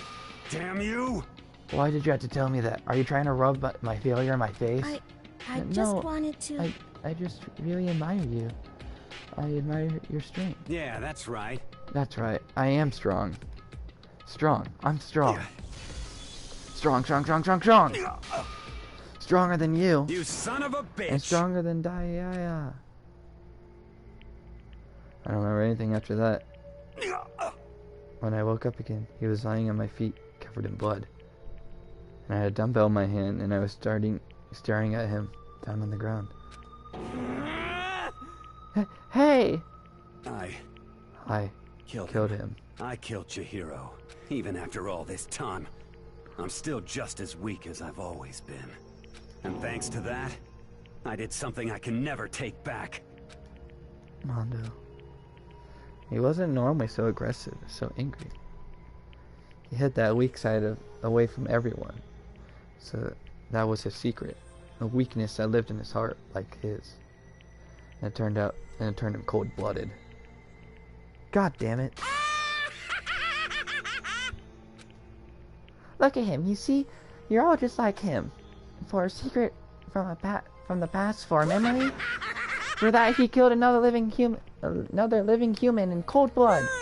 He couldn't just cut free from his regrets from the outside world. He doesn't know what true strength is. Do you see hope anywhere in there? 'Cause I sure don't. You bastard! Just shut up, you son of a bitch. Go ahead, say that again. I dare you.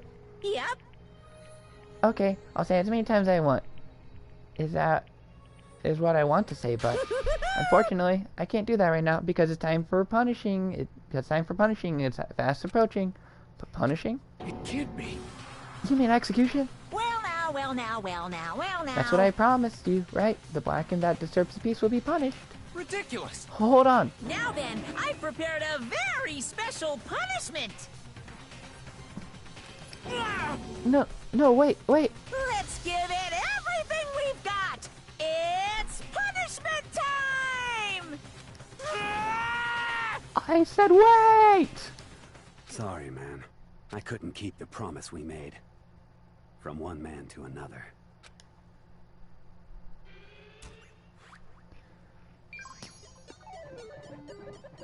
Mondo has been found guilty. Time for the punishment. Ooh, I kind of want to see what this one is.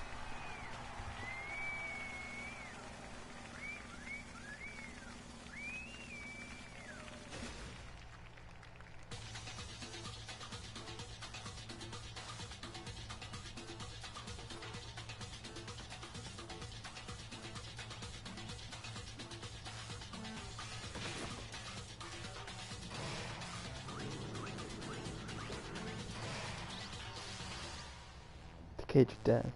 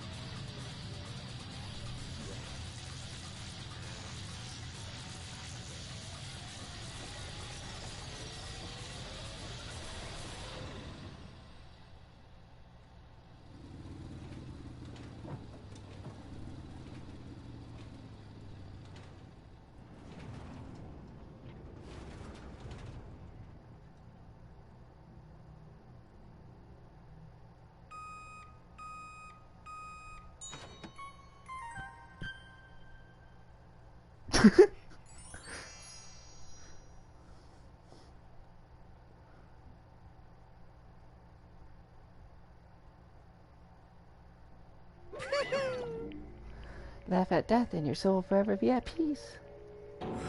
It can't be. My brother. Another murder and another execution. I want to feel again.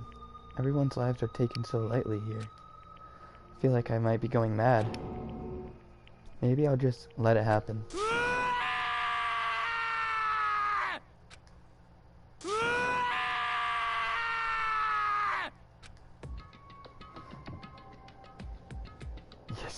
Yes, he gets turned to butter. Nice.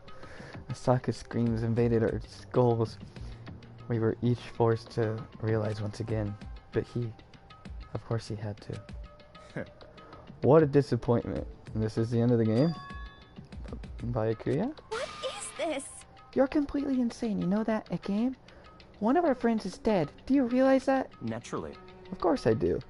Because it's a game of life or death. Hey. I don't have anything to say to you. I don't have a response. Except However, that I just don't understand why. Why do you go out of your way to disguise Mondo's crime? What? Why? Isn't it obvious? Because it made things more interesting. Its voice was calm, emotionless, like a voice of death. It chilled me to the bone. Last night, when the murder took place, I was in the library, as usual. Honestly. So you ignored the nighttime rule, too. The rule has never mattered to me. I don't recall agreeing to it. There is nothing to be done. Well, I don't particularly care. Please, continue. The night grew late, and I decided to return to my room, which is when I stumbled upon him. I spotted Mondo coming out of the girls' locker room. After he'd gone, I looked inside and saw the corpse. What? You mean you actually witnessed the murder? He was such a fool. He didn't have the slightest idea that I'd seen him. Well... So you're saying you knew who the culprit was from the very beginning? That's right. Indeed. But if that had been the end of it, how boring would that have been? I mean, what a waste of time to have the answer revealed right at the beginning. Which is why I decided to lend a helping hand.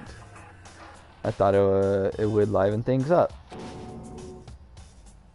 You did all of that to liven things up? I see. So after hearing about Genocide Jack from Toko, you decided to use that and create the fake murder scene. But damn, man. If we hadn't figured out who really done it, you would have been dead too, right? Well, obviously I would have revealed the truth before it reached that point. Of course. Byakuya had turned and looked at me in the eye. I could feel his sharp eyes piercing into me. Thanks to a certain remarkable someone, it never did. And I was able to perform an interesting experiment. Interesting. Once I decide to become blackened, I now know who I'll have to watch out for. What? Correct. So that was your reason. Are you satisfied? Indeed.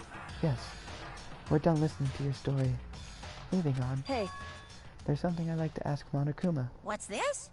Oh, I'm up next. You like to perform these elaborate executions each time, correct? My question is, why? Do you like them? But you know, this punishment, this despair, it's not just for you. All this punishment, all this despair is my gift to mankind itself. What? You're over-exaggerating. I am not over-exaggerating. The punishment are meant to transform all hope into despair. Damn. What do you mean? Huh? Mean? Mean? Mean? What the heck? Mean? Damn it! Good grief, I don't understand why you have to pick apart every little stupid thing. Whatever, it doesn't matter. In the end, I'm going to stand alone as the victor, and everything else will be revealed to me. Ooh, how exciting! The noble son of a noble family. Surely you understand me. I think this is the start of a terrifying friendship. That's enough. Shut up. I would never stoop to a level of a childish criminal like you. Let me just say this. After I have achieved complete victory, you're up next. I'm going to find you and kill you. Understand? In the name of my family. In the name of the Togami family, for which victory is foregone conclusion. You're getting all riled up! Ooh, so cool. It's like you're the main character of a video game or something. No trash mom for you. I swear, whatever it takes, I will kill you. Temper. Sounds like someone needs a nap.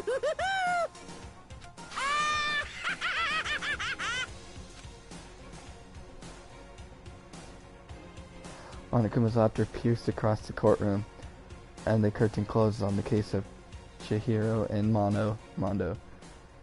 Before I knew it, that wasn't the end. The killing game would still continue, because the mastermind wouldn't let it end. For those of us who are still alive, our worst fear and despair kept on multiplying. It was the kind of despair that felt like a blind puppy in hell had more of future than us. All of our courage, our effort, our friendship. It felt like it amounted to nothing at all. It was the worst kind of despair. Well, anyway, like I was saying, this is a pretty good spot. Yeah, a really good spot. Anyway, isn't it amazing how that girl went and killed someone before things even had a chance to get boring? Once things really get moving, it'll be like a roller coaster. There won't be any stopping it. Fear and despair charge forward at a speed nothing can hope to match. But I must admit, I'm disappointed. I went to all the pain and effort of making you part of the group, and you couldn't play your part. You do remember you were supposed to make the first move, right? Well, no biggie. Nothing we can do about it now. So just do your best to make things more exciting from now on, okay? After all, that's what everyone wants to see.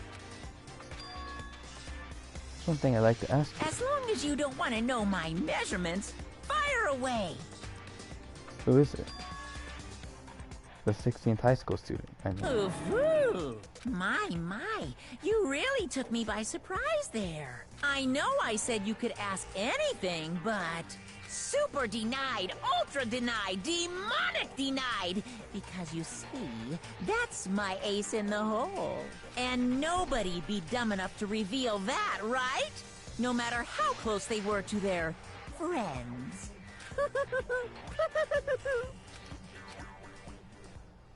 Fuck, I don't know who it is.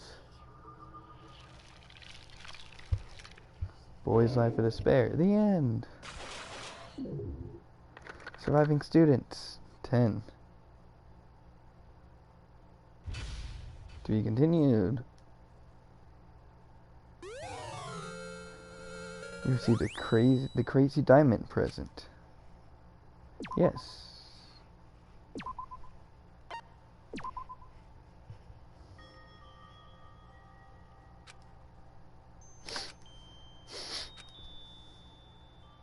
Oh, she's I know crying. I shouldn't cry, but I've had enough. I can't take it anymore. Getting out of here anytime soon, it's impossible. I can't let myself think about how much I want to get out of here. If I keep thinking like that, I might decide to.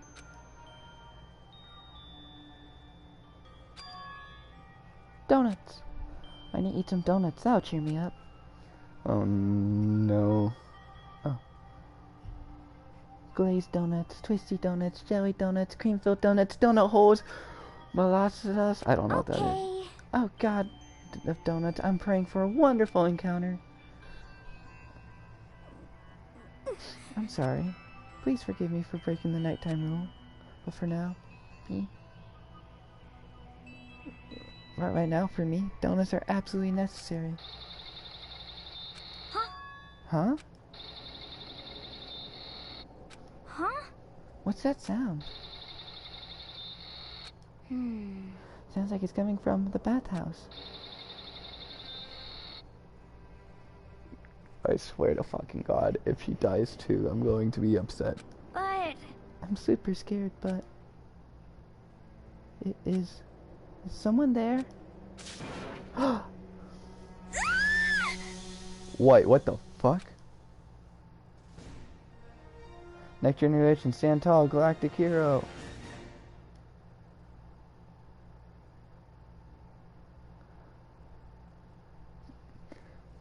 The morning after the conclusion of the second class trial. Everyone left the dining hall just as always. I expected to start like any other day. That's what I expected, but today's count kind of sucks, huh? Toko and Byakuya still refuse to show up. And I haven't seen Miss Hina anywhere. She said her stomach was hurting, so she's taking it easy in her room for today. Oh. That's rather unusual for her. Normally she's so full of energy. Which is exactly what makes me worry. So then... So, is it just 7 of us then? Well, it looks that way. How about that? It's times like this where being the committee chairman needs to where the committee chairman needs to bring things going with a bang. Impossible. Or not. Taka hasn't said a word since everything happened yesterday. The look on his face showed that he hasn't slept a wink last night. It must be because of Mondo. The two of them became so close, and then he finds out Mondo killed Chihiro. And then having to watch Mondo get punished, and nothing he could do about it. I can't even imagine what it must have done to him.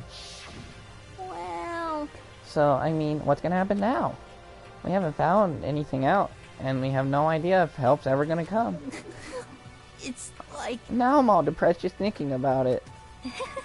We simply have to make the best of things, do our best to get along and live here together in peace. Forget about the outside world and accept this new life. That is the only hope we have now. What? To live here forever? Well... Here we have every convenience. We have food, clothes, whatever they need. It seems to... Why are you dissatisfied? In fact, let me ask you this. What is the outside world...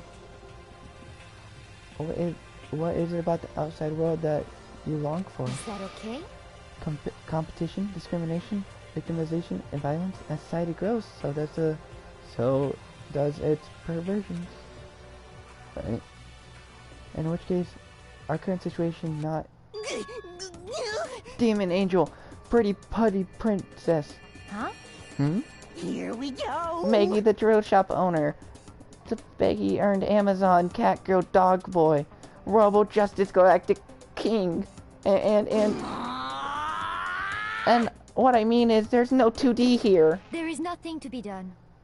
The mastermind puts such a base desire to their advantages, bending you to their will. You know? Okay, well, anyway, since Taka's like catatonic, as the oldest one here, I'm officially stepping up to take the lead. So, we're all gonna work together and spend the rest of the day searching the school. Searching? I'm right. Well, I mean, since the class trial is over and all, Perhaps. there should be a new place for us to investigate. Yeah, that's my ticket. Maybe we'll find some kind of clue this time. Well then. Once we're done eating, let's split up and begin looking around. Do you have any problems with that, Celeste?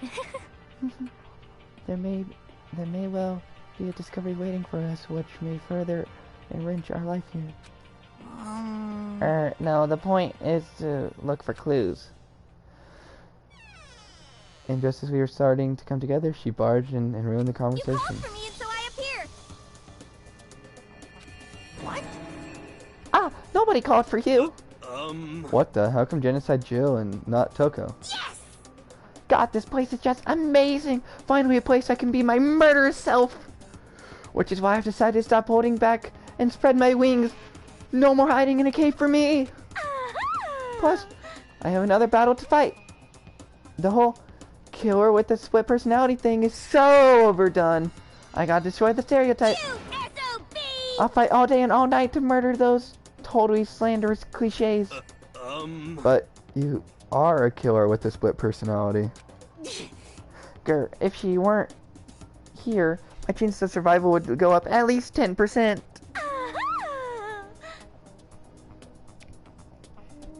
Come on, you gotta back me up. Even the biggest stars need the little people to hold them up. Well, whatever else we do today, we should eat. We can't do anything on an empty stomach. You're right, let's hurry up so we can start our investigation. She's starting to freak me out. So we were forced to eat breakfast with the murderer, and after our lunch we needed, but after a munch we needed, but very annoying meal, we set to work looking around the school.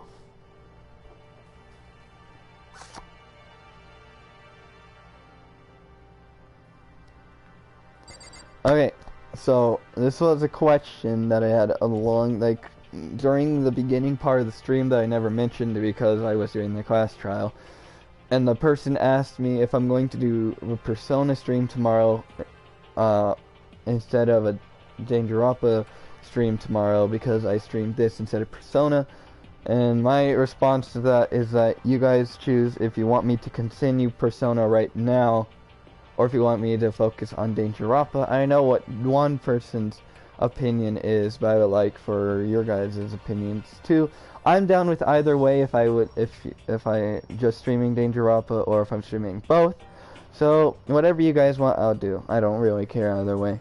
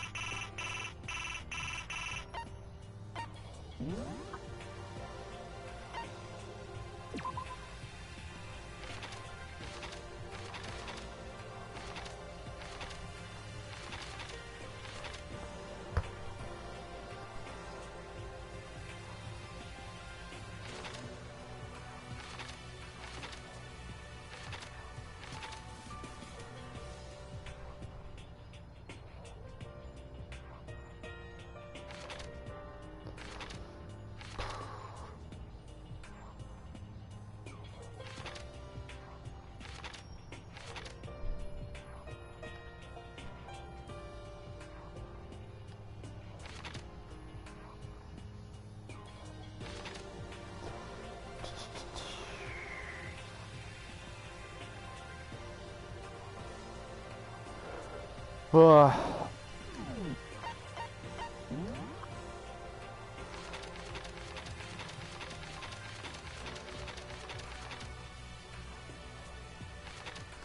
guilty party may only have a maximum of 2 people to kill in any single killing game. Loaning your e-handbook to another student is strictly prohibited. If the guilty party is not exposed, they alone will graduate and all remaining students will be executed. If the guilty party is exposed during the class trial, they alone will be executed. Once murder takes place, the class trial will begin shortly thereafter. Participation is mandatory for all surviving students. Anyone who kills a fellow student becomes blackened and will graduate unless they are discovered. Okay, well, since I had a 3 hour and 13, since I had a super long stream yesterday, I'm gonna cut this one here, so I'll see you guys in whatever I'm streaming tomorrow. And you guys just basically either tell me in the chat right now which one you want, or just text me on Discord, whichever one you want. Like I said, I don't really care which one. If you guys want me to just focus on Danganronpa, or if you want both the Persona and this, I don't really care. I'll give you guys like a few minutes to do that.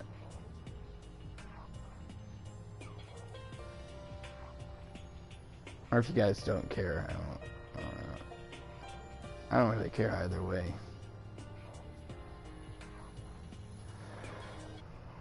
Alright, I'll see you guys later.